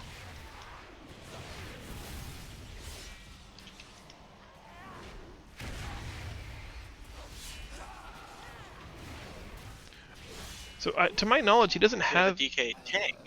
Amazing. For sure. Everybody understands this fight? We're prioritizing killing banners, where he does the 3 combo attack, the little frontal cone, the frontal line with the big bulb at the front, and then half the room. You can't stand any of that, and as long as the banners are up, we're slowed, so banner death is priority. I also discovered that there were people who misunderstood what I said when I asked, when you guys go down, whoever has cooldowns the other person should lay down. So like just quickly ask, if it's Carrot and Zeph, say, hey Carrot, do you have cooldowns? And if he says yes, then Zeph just turns around and lets Carrot kill him. When I'm saying that is, I don't mean for Carrot to blow his cooldowns there to kill him in the arena. The winner of the fight comes back with a 10% damage done buff, and the loser with a 10% damage reduction. So the idea is to have whoever's got cooldowns available come back upstairs with that 10% buff ready to use their cooldowns. It seems silly, but it was misunderstood. Here we go. But it's really fun to use my Army of the Dead on pugs. I bet it is.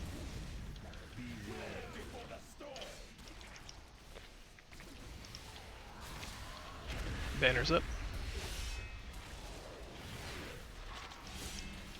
Here comes the combo. Get out of the middle. 180. 5 seconds till somebody's going downstairs. Bye, bitches. Rock, paper, scissors. Kill me.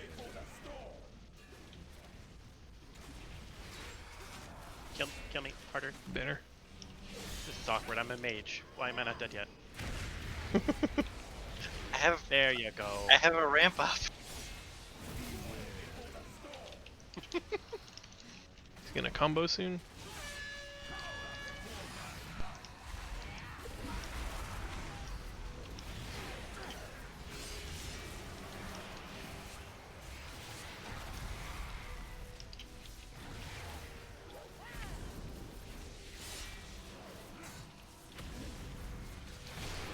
Banner.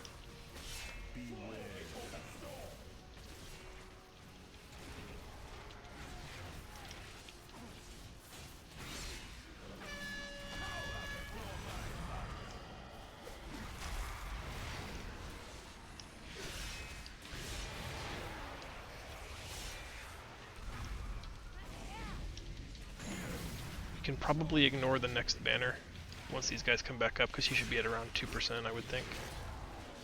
Kill me. Never mind. There we go. Gosh. Alright. I asked don't for do one nothing, press R. thing. There's And no loot percentage up is here. Where the heck perfect. did I go up? Yeah. I gotta loot the boss. Nice. It's okay. We threw you off, Carrot. We kept screaming at you to kill us. Yeah. I'm terrible at PvP. Kill us, you little bitch! No. Sorry. Alright, so here we save all of our DPS cooldowns and heroism for 50%.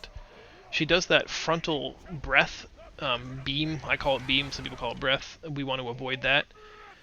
When she does the debuffs around you, in 5 seconds it will explode and create an ad. We want them close enough so that grouping the ads is possible, but not so close that we murder each other with it, and then move against the pull towards the gateway. The gateway will stun you and likely kill you. And then we've all seen the ogres that fight that create void zones, and then the crisscrossing rhinos that come at you in that zippered pattern. Just position yourself early, They don't change once they're in motion, so just look at all 4 points and make sure you're not in that X. You'll be fine.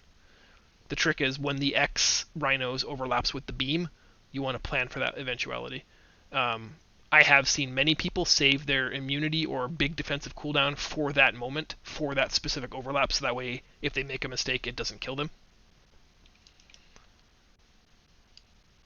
3, 2, 1, go. And I guess Zealot may apply to you if you ever tank this on the warrior. The tank buster, Reaping Scythe, can be spell reflected. No. Well, that's fun. Indeed it is. Beam.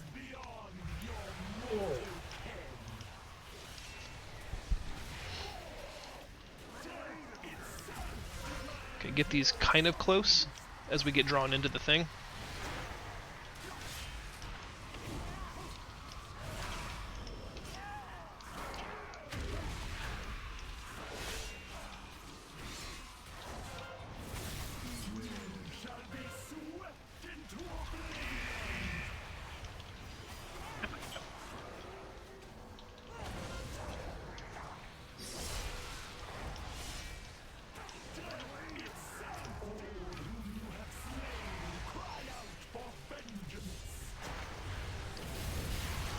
Watch your footing. Go ahead and pop hero.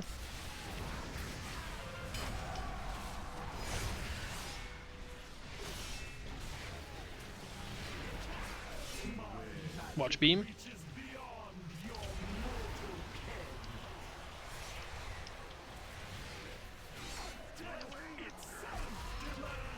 This is the one we want to stack up a little bit.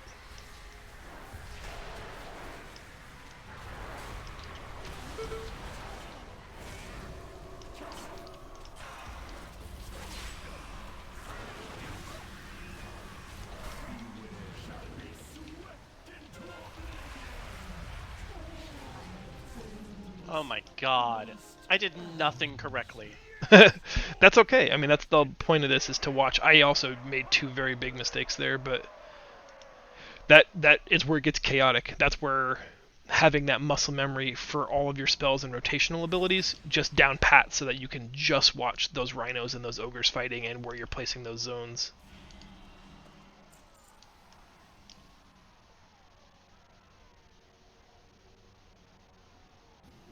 Anyone need those wrists?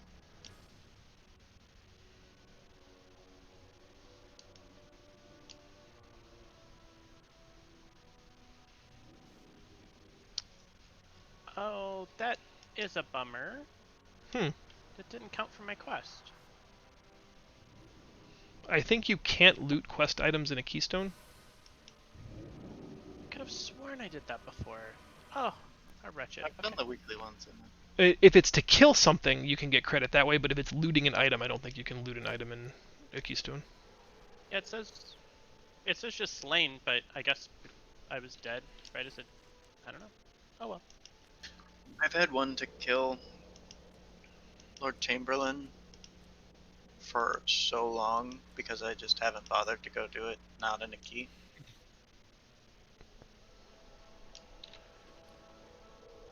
We did +1 it, and it is a +4 Spires of Ascension. How is everybody feeling? Fine, just fine. Mm-hmm. Does anybody want to sit out? Does anybody need a 5-minute? I could use a 5-minute. Just like on flight path. Okay. Let's take 5 then, and I will stand up and bio my own self.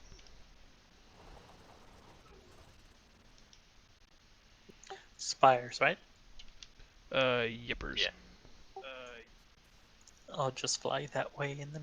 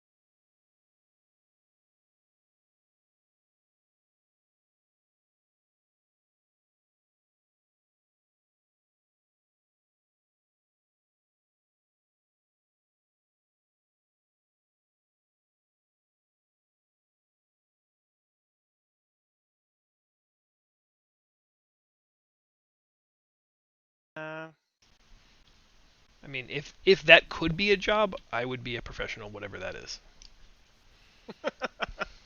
Yeah. The problem is I do it to my own detriment. Like, then I start feeling guilty and weird about work, and so I get up at 3 in the morning when I can't sleep, and I just start working. So.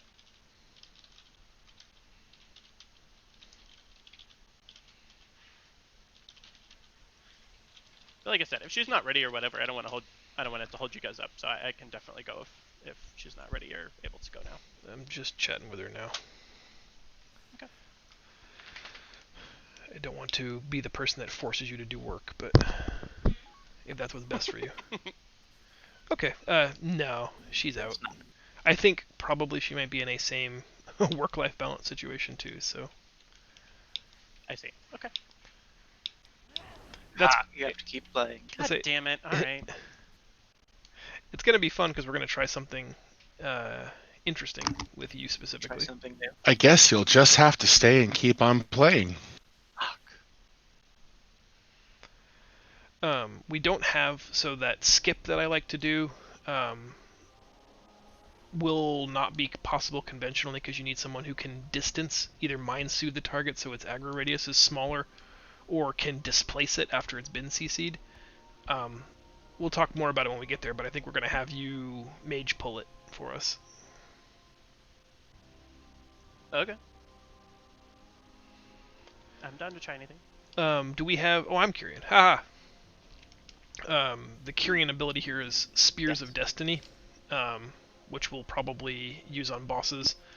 The Forsworn Menders have a unique, exciting thing here for Zell. They have an Imbue weapon ability. If you purge that, they will physically drop a weapon on the ground, and you can pick that up.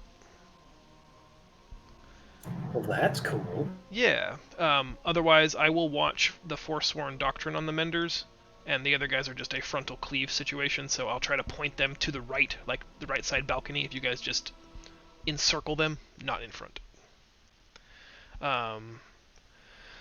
Kintara we'll talk about when we get there, but it's mostly just always be behind the bird, because the bird spits out little bolts of nasty shit, but only ever in a frontal cone. And don't ever stand in front of the humanoid, because its frontal cleave is real nasty. We'll go along the rest of the boss, I think, as we get there. Does anybody have Spires of Ascension questions specifically? Generically? Existentially? Not in the moment.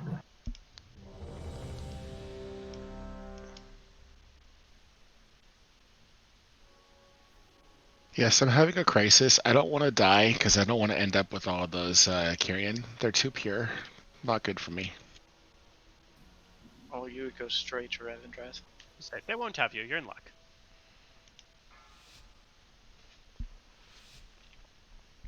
I'm gonna try the Icy Veins again. 4, 3, 2, 1. Sorry, I waited just a second to finish the undead. Okay.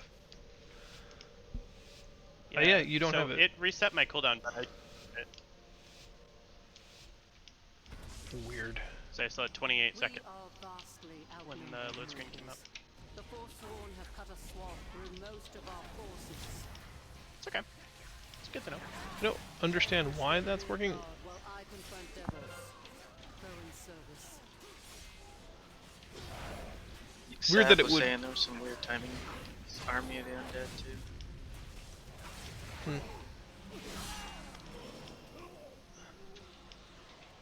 I'll get first Rebellious Fist interrupt. Every Rebellious Fist needs to be interrupted. So after I go, Carrot will go.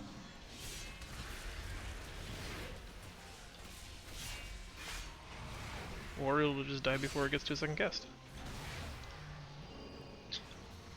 We're good at that. Interrupt. Is there any benefit interrupting it later in the cast? Yeah, I mean, as long Does as... it waste? No, it's actually a good practice because while they're channeling a cast, they're doing nothing else. I'm not getting auto swing on, so the only reason to do that is in a disorganized group if it's going to cause people to double spam. Like someone's going to see that and go, oh shit, he's not going to get that interrupt, and then they do it. But as long as you're communicating, it's probably preferable to interrupt, at least in the back half. I'll watch Burden of Knowledge on Square. Carrot, if you can watch Burden of Knowledge on Moon.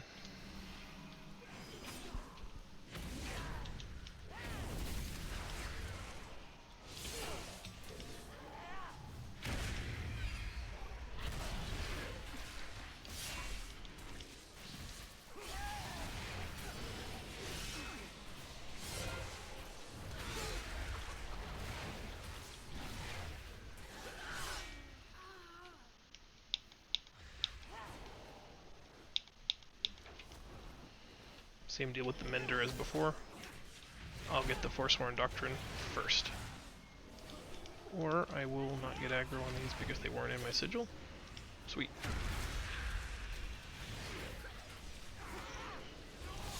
Alright, Carrot, get the next interrupt on the Castigator.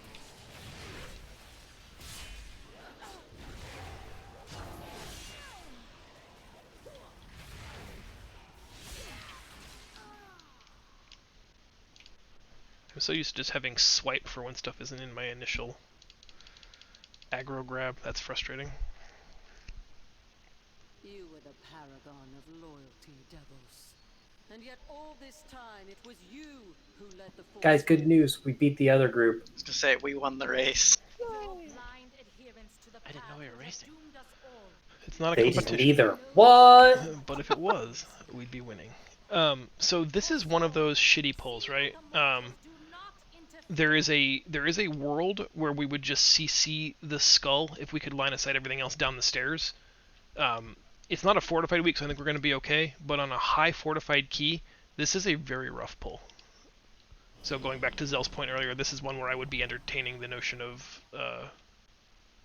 doing something like that. But we're going to face tank it If instead. it's okay, 'cause- could we? Sure, you want to do it? Okay. Yeah, let's practice it. Kind of, yeah. I'd kind of just like to learn it like the higher way. Cool. Go ahead and somebody polypull the skull. And I will be on the Goliath. So make sure we're interrupting every one of the fists. I got the first one.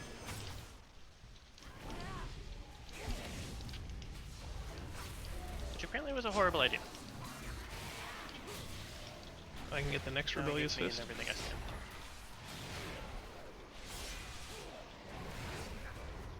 Thanks for that invisibility.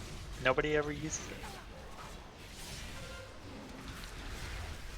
Carrot, you get the next fist if we come to it. Nope, we won't. Carrot, can you grab in the Mender? Gonna need to repoly in 10 seconds. Just grip it in. Get buzzing away.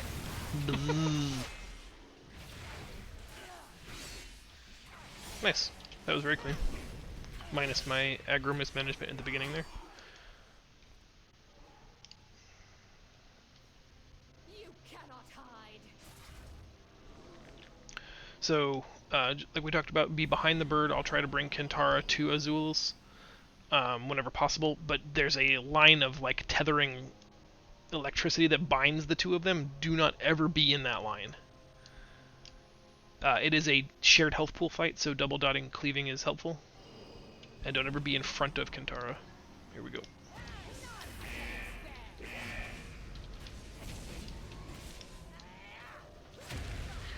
Waiting for the smash.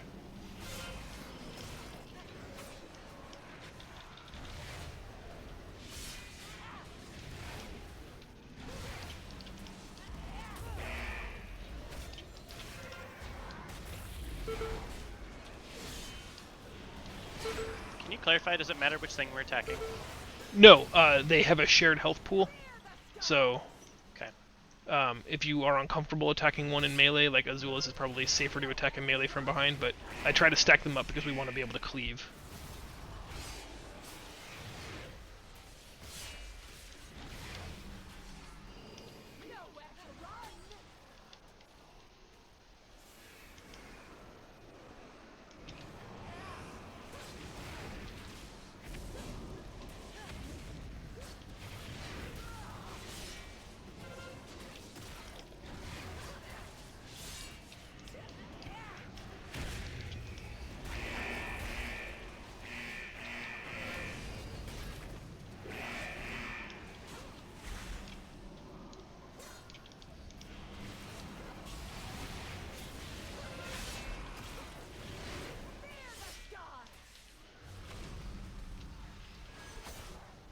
Sorry, I took the tank buster twice. Whenever she's airborne, if you're melee, we are obviously on Azulus. Just mind the spear.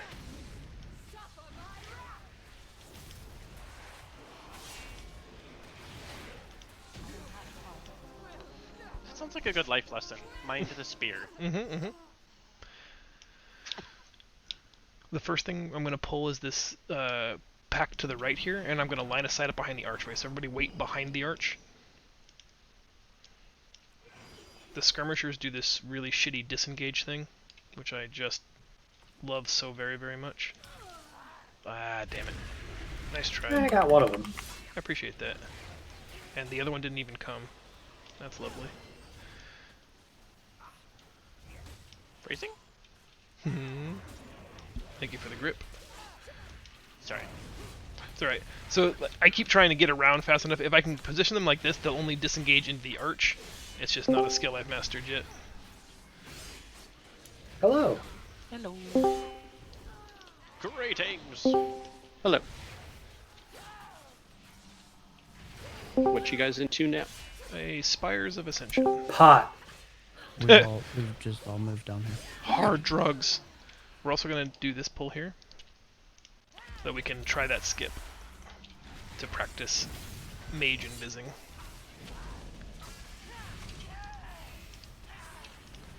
One of you non-tri people want to stream on Discord so we can kibitz as well? On Twitch? Try is on Twitch. Oh yeah, I should have that stream up. Get you a viewer count, man. Serious. Yeah, we gotta get him partnered. I'm streaming him and I'm in the group. Okay, now we're going back the other way. I like these pulls because I can get them individually. Spectral Sight lets you see where the cats are, Nice. and then I can just jump onto them.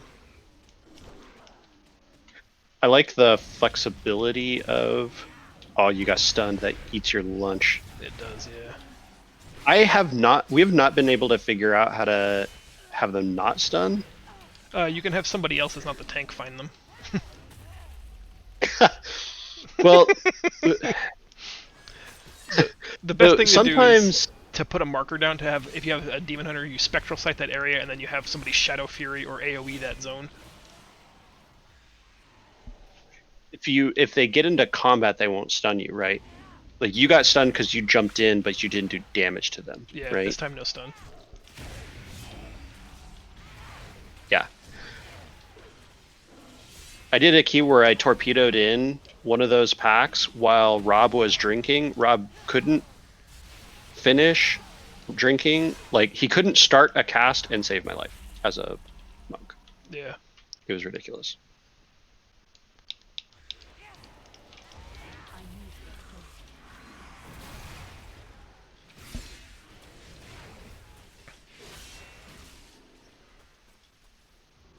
Sorry, now that I'm here, I'm probably going to throw in tips as well. Hopefully, it's No, not too that's fine. distracting. Please.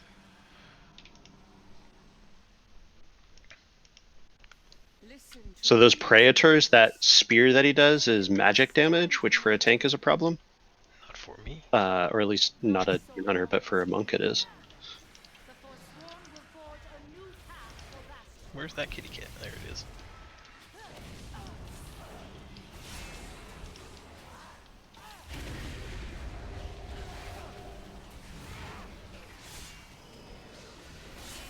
Ether Diver Venom, I got that one.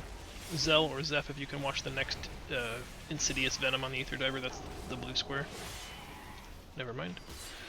Alright, we've got... Got it.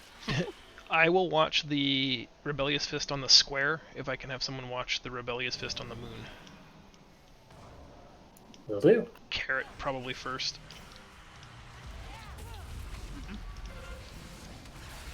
Did you go over how those work? Like the recharge on them? Oh, no, you can go ahead. We just mentioned that it is So- critically important to do. Yeah, so one thing... So the Rebellious Fist costs 50 energy from the Goliaths. And then they do... After they get done with 2 Rebellious Fists, they do that shield and recharge. So you can see that that Goliath has less than 50 energy. He will never do a slam again until he does another recharge and gets above 50. So you can spare in a pack with like other interrupts that you have to get, you can spare interrupts if you know that the Goliath isn't going to cast it again. And that's also another reason why like breaking the shield is so important, because you can prevent more of those casts. You guys have a lot of interrupts, but like if you were all casters or whatever, it would be super hard to get that pack. I've been like personally, I've been going the left side because I don't want to have to deal with the double Goliath pack. But I like the flexibility in this dungeon. I can mitigate as the bear their damage, and I'm not good enough yet to force their disengage into walls yet. So for me, it's just more efficient to still just have bear cooldowns. Yeah, you got pretty good at that. It's still kind of wonky, but going that left side. This is one of those ones where they're going to be all over the place, guys, so give me just a second for DPS, or for aggro before you go ham.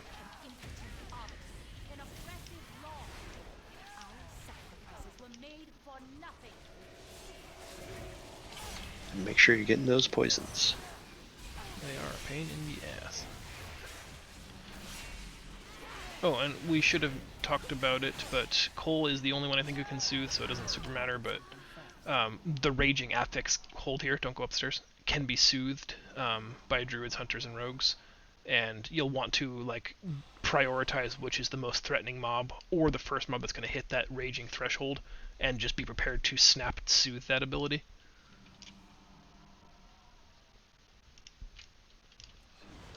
I'll get first interrupt on the Goliath. We're pulling them all the way down the stairs.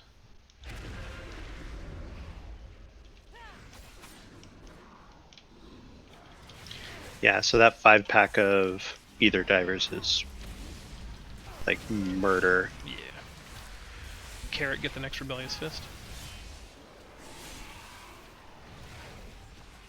Zeld, you can interrupt the Forsworn Inquisitor in the back next time she casts.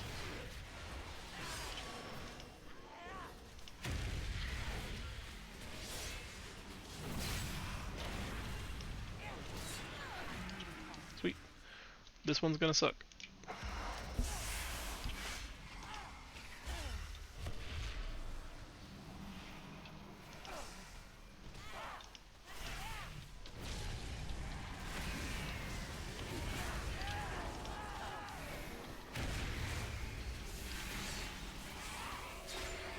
That wasn't so bad, actually.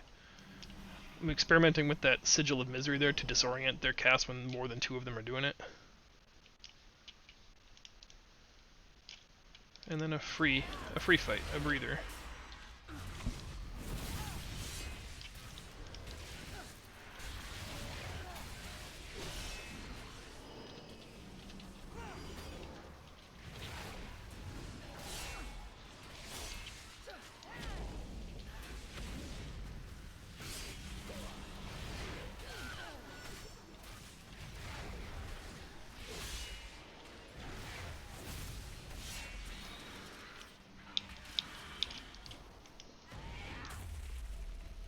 So if you have like a vortex or something for the Praetors too, that'll keep them close, which is nice.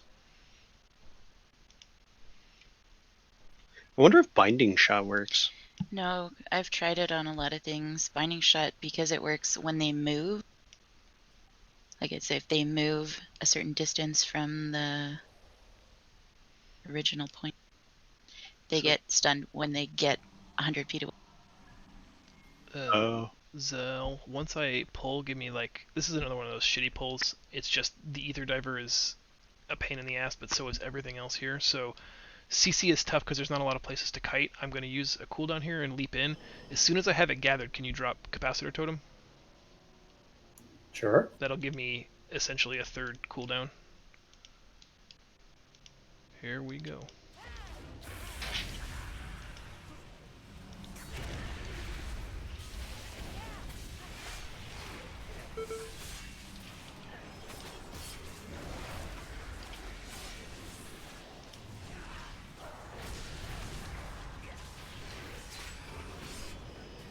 Carrot, get the next Insidious Venom on the Ether Diver. It's blue square.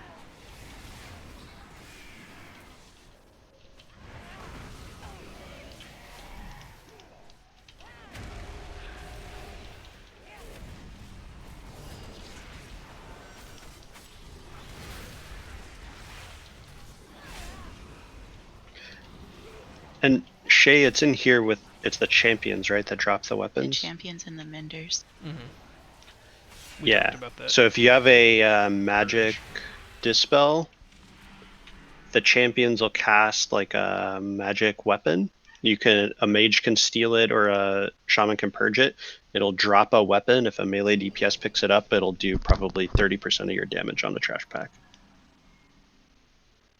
It is incredibly helpful. Y'all ready for this? We're gonna hero this fight. The best advice I can give you on the black orbs is to think of them as like interlocking gears, cogwork.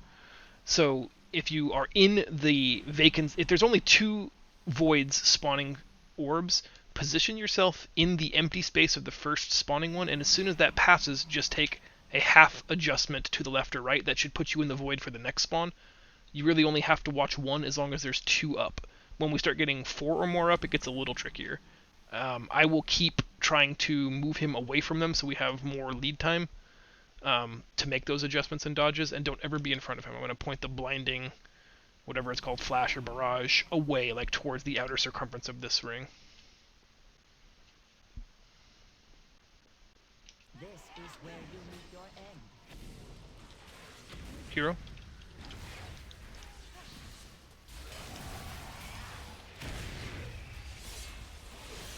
My celerity is second to none.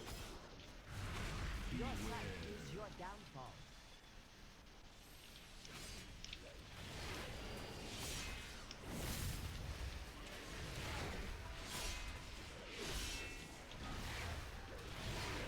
My celerity is second to none.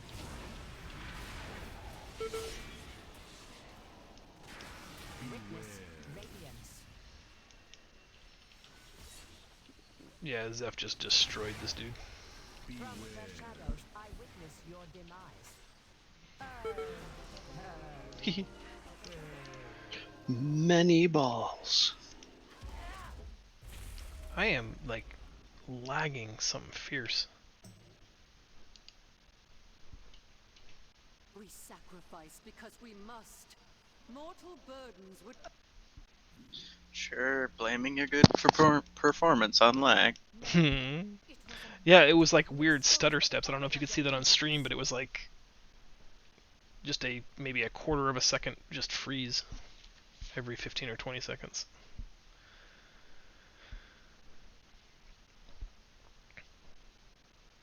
Yeah. I also, if Cole says that's a legitimate strategy, then definitely that's what's getting me too.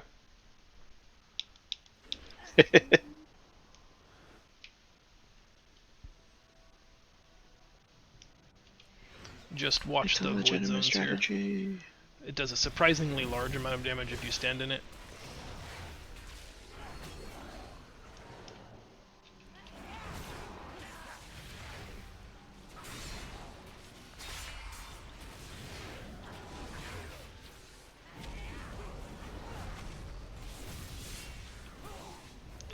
Nice. So we're gonna do the skip-ish. We don't have a way to clear the guy on the right, so we're gonna try a tried and true old tactic. This would be the least valuable way to do this. If you didn't have the composition to do it correctly, you would probably just pull this pack and we would have only pulled one of the pats, or one of the sets on the left. But there's an old methodology where one person who can drop combat either through invis or feign death or whatever will basically pull everything here and run away. So Zeph, what I'm going to need you to do is run up with your barrier up, not your ice block, just your barrier, get in combat with this stuff, run around the corner to the left pillar there, line of sight it just enough to get it to move, and then invis. Everybody else, we are going to have about 3 seconds to get over this barrier. Does that make sense? So I'm going up. You can't see my cursor. I'm going up to the. You're gonna left. go. Yeah, you're gonna go behind where the green marker is. That line of sight will force everything to come to you. Cool. Okay. Everybody ready? You can do it. Cole, stampeding roar when it's time. Whenever you're ready, just go. Okay. I'm in combat, but I can Shadow Meld. Is anybody else in combat? Sure am. Did I fuck up? We might have just gotten too close. I think I fucked up. It's okay. It's not really something you did. I'll get the first Rebellious Fist. Carrot, if you can get the second Rebellious Fist.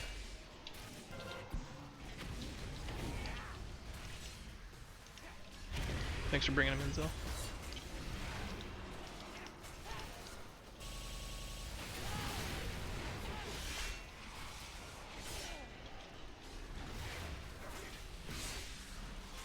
Yeah, I don't really understand that either. Everything was away, like... Nah. Part of me wanted to just reset and try it again.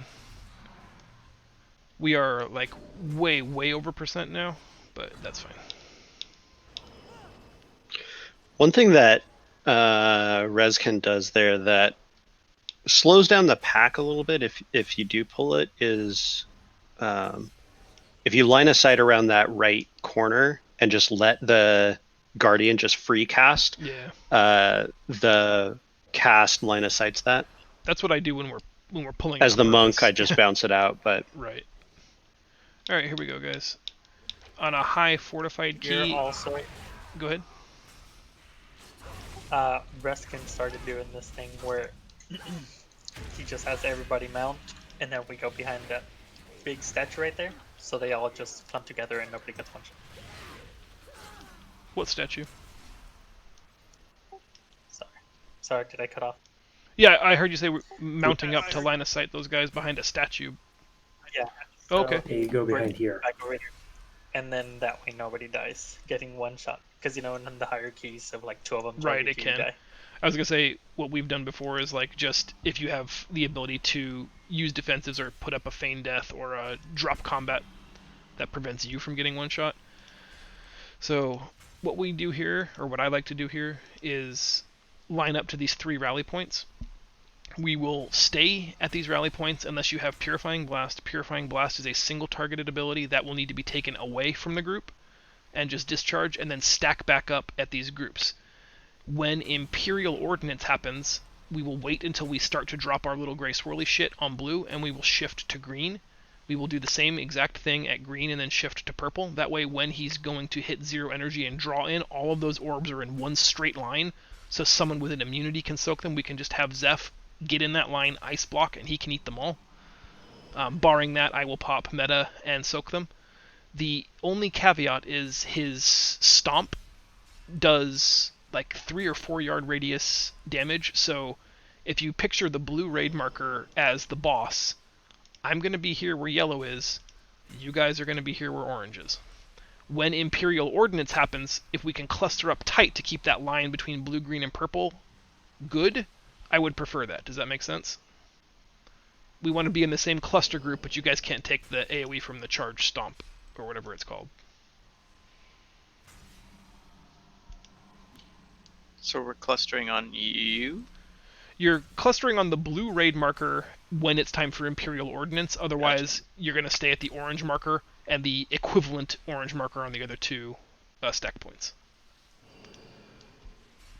And it doesn't have to be precise, you have to be far enough away from me. The other side of the boss's hitbox should be plenty of space, but we had some lingering melee start encroaching on the tank going, I don't understand why I keep dying. And it's like, well, what does the deathlog say? Here we go.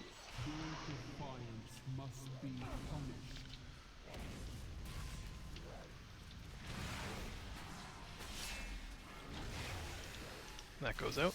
Imperial Ordnance is in 5. We'll stack up on blue after this stomp. Once the swirlies go down, we're going to shift to the next raid marker. Ready? Go.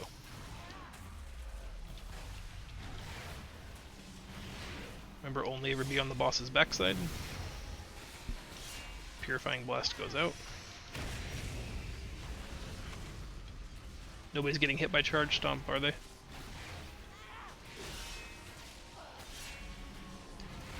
Nope. One more Purifying Blast, get that out. And now we're going to stack up for Imperial Ordnance. We're going to purple. Go now.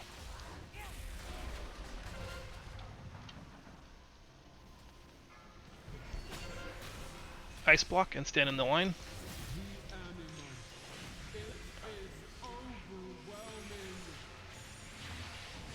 Oh, should I have gone further away? He got some, but it's alright. We'll stack up on purple and work backwards.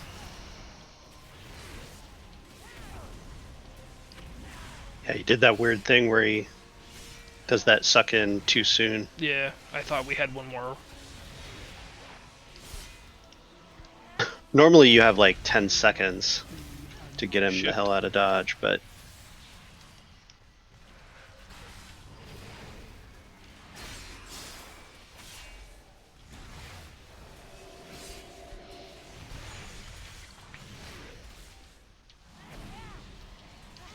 8 seconds for Imperial Ordnance. That's where we're going to stack up and go to yellow.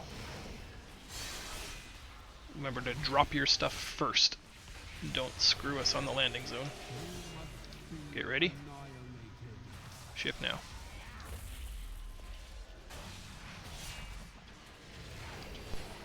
Do you have another ice block? I don't think we're actually going to see that phase, but... Not yet. No, sorry, not yet. When he's at 0 energy, he'll do that draw in. He's still got 10 energy. Oh, is my Discord doing that Just gonna thing? stand here, ice block to full now. Okay. No. I was sad that I was a dumbass. Oh, you're good. It's the We all interrupt have thing that. all over again. Cool. We are good to go upstairs. Believe it or not, we are still over percent.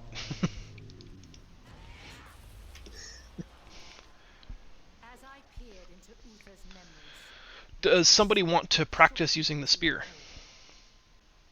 but you refuse to see the truth. Or what I I should say actually is, would like that practice. I'm not doing the spear, so someone else is going to have to. We've got 3 ads to deal with first. You will only ever want to kill these one at a time. They have a stackable set of debuffs, and the other 2, I believe, heal back to full anyway after one of them is killed, so it's extremely counterproductive to pull more than one ever. Although I do think they hotfixed that the debuff persists until it times out. I think once one is dead, it just clears now. yeah, there's you have like 2 seconds Where there's still overlap. where there's still like technically, yeah. So when you kill one, when one hits 0 hit points and it falls over dead, the game still registers it as alive for like 2 or 3 seconds, and that's where like the debuff persists. But what that also means is that the other ads don't register as that one being dead for those 2 seconds. So if you're perfect, which none of us are, you can kill multiples at the same time, but yeah. It's not worth it. So if you're ever tanking here, you'll want to point this one away from the group, and whenever she casts Diminuendo, you can actually strafe out of that cone, as I expertly did the second time and absolutely did not the first time. Once we kill this, we'll talk about the boss real quick.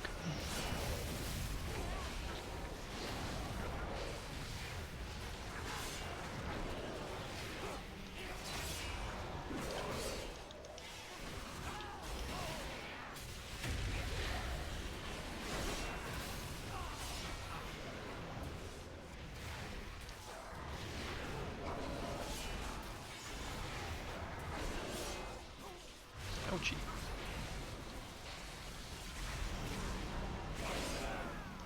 Did Cole go home? Accept your defeat, Archon. Okay, what I like to do sometimes, just for transparency and clarity, mark it into halves. If I watch green side with Cole, Carrot, Zell, and Zeph watch blue side, half of the room for orbs, we will sometimes not always get 3 in the right place where there are 3 people, but this way there's not 5 of us all going to one side. That'll make more sense when we hit the intermission phase. First of all, she does 2 abilities that we have to, well, 3 abilities we have to worry about. She puts a debuff on a person. When that debuff is cleansed, it will leave a nasty, shitty little void zone. So it's best to let the healer dispel you. If you have a way of clearing it yourself, only do that if you're 100% certain that you're in a good spot. In other words, not standing on the melee stack group or not in the majority of the bubble that we have to use. She will then cast a blue hemispherical dome prior to exploding everything that's not in that blue hemispherical dome. I'll say get to the bubble with a few seconds left. You have to be under that bubble during the explosion or you're going to die. We will get to an intermission phase. There will be a vortex of wind that's trying to basically push you off of this platform. There will also be orbs that spawn. We have to collect all 5 orbs and then run them into this edifice. Once all 5 orbs are there, you can click on it and you'll get a spear that has a targeting reticle, sort of like the scroll sage from the turtle minigame, and an extra action button to throw that spear. My advice to whoever does it is, once you are locked in and you have that spear, wait for Devos to move. Only once you've watched her move and come to a stop, then fire the spear. If you are super paying attention, you can do it in one deft move. It's just she will move, and if she moves after you've clicked the spear will miss, and we have to do the whole thing over again, which in any kind of tyrannical key will likely kill us. If you have personal defensive cooldowns, once the stack gets high during these intermission phases, we'll be stacking magic damage. That's a great opportunity to use personal defenses when the stacks get high to give Cole a break. If you can clear those stacks, do that. And if you're ever here with a priest of any size, shape, or variety, stack up at this altar because they can mass dispel that dot once it's over. So that way we don't go into the next phase with 8 or 9 stacks of this huge magic debuff. Does that all make sense?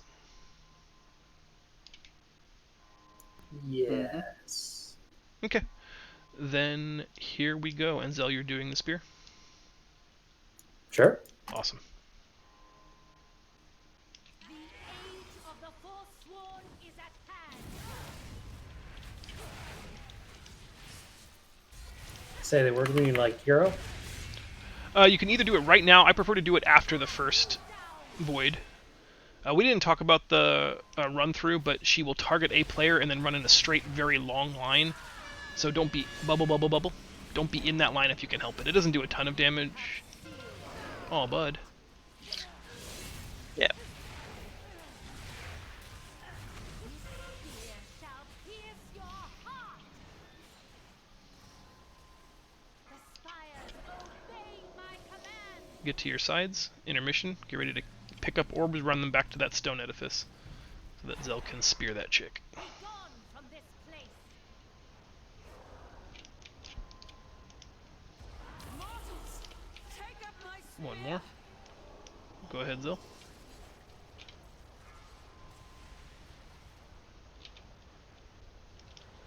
Nice. Okay, that's not too bad. It's if you do the waiting method, unfortunately the raid will take 1 to 2 more stacks of that ability, but it is far preferable to missing.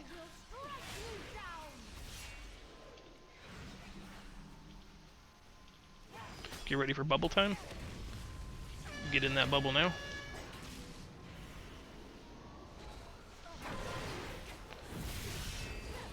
The bubble is vertically aware too. If you get popped up by anything, like a volcanic or a storming, and it explodes, you'll die. Get ready for bubble. In the bubble. Fear shall pierce the spires Intermission, get to your sides. obey my command.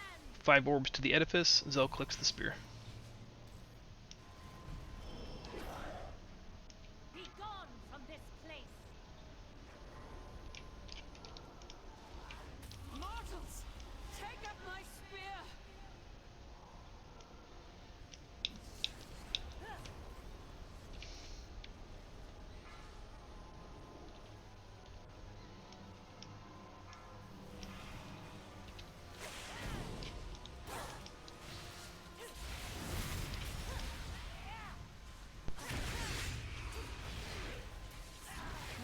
Fear shall pierce your heart.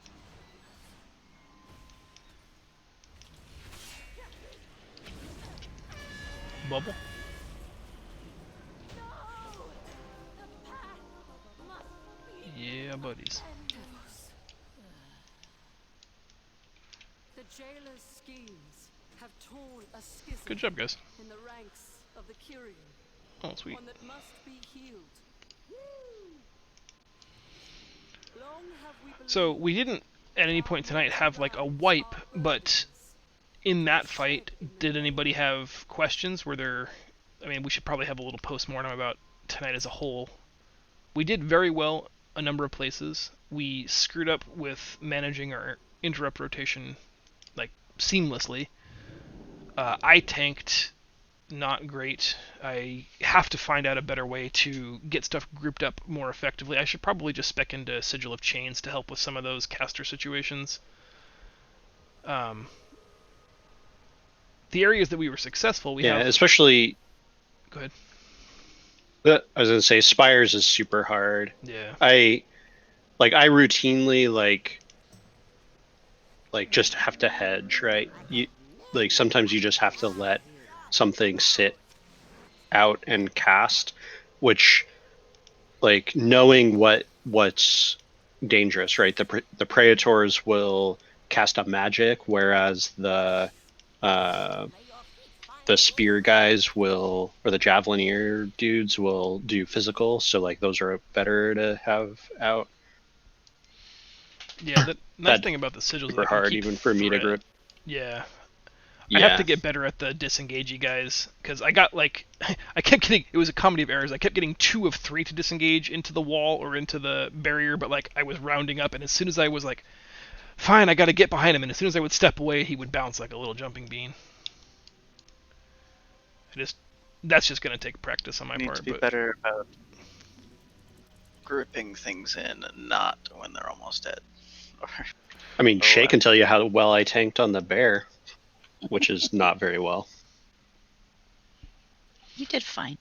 Yeah, Carrot, you're not wrong. Like gripping is a huge utility item, especially like it. There's no excuse for me because I'm hypermobile and I can spec for chains. But if you were tanking for like a bear or somebody that doesn't really have a ton of mobility or a range interrupt, gripping is a huge way. We talked earlier about, you know, if your damage is not the best, then doing utility things makes a huge difference. Knowing when and where to use that grip effectively is huge. When I got 2 of those 3 disengaging hunters to the spot and you gripped in the 3rd one, that was big. That saves us 15 seconds not having to, you know, cleave DPS 2 and then single target down that 3rd one. That makes a big difference.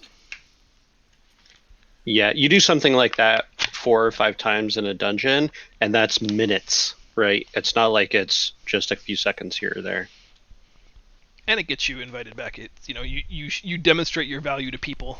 Even like in a guild group, everybody already knows and likes you. But if you ever were doing this in a mixed group or a pug group, that is one of those things that people are going to be like, why is it so much harder today? What did we not do right? And someone will be like, well, Carrot's not here. He grips all that stuff in for us.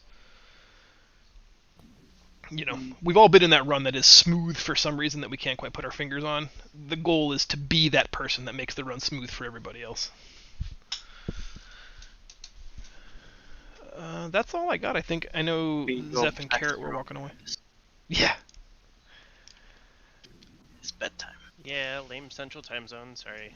No worries, guys. Thank you for showing up. I really appreciate it. I know that it's This is fun and beneficial. It's a bit like school or work, I know, but if you get any value out of it, then I'm very happy to keep doing it. If this was boring and stupid and you don't like being talked down to, then we don't have to keep doing it.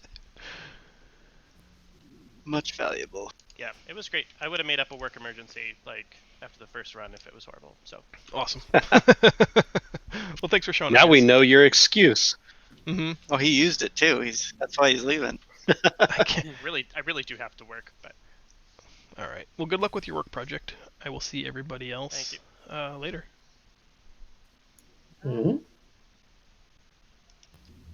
Because Zeph's work's gonna kill him.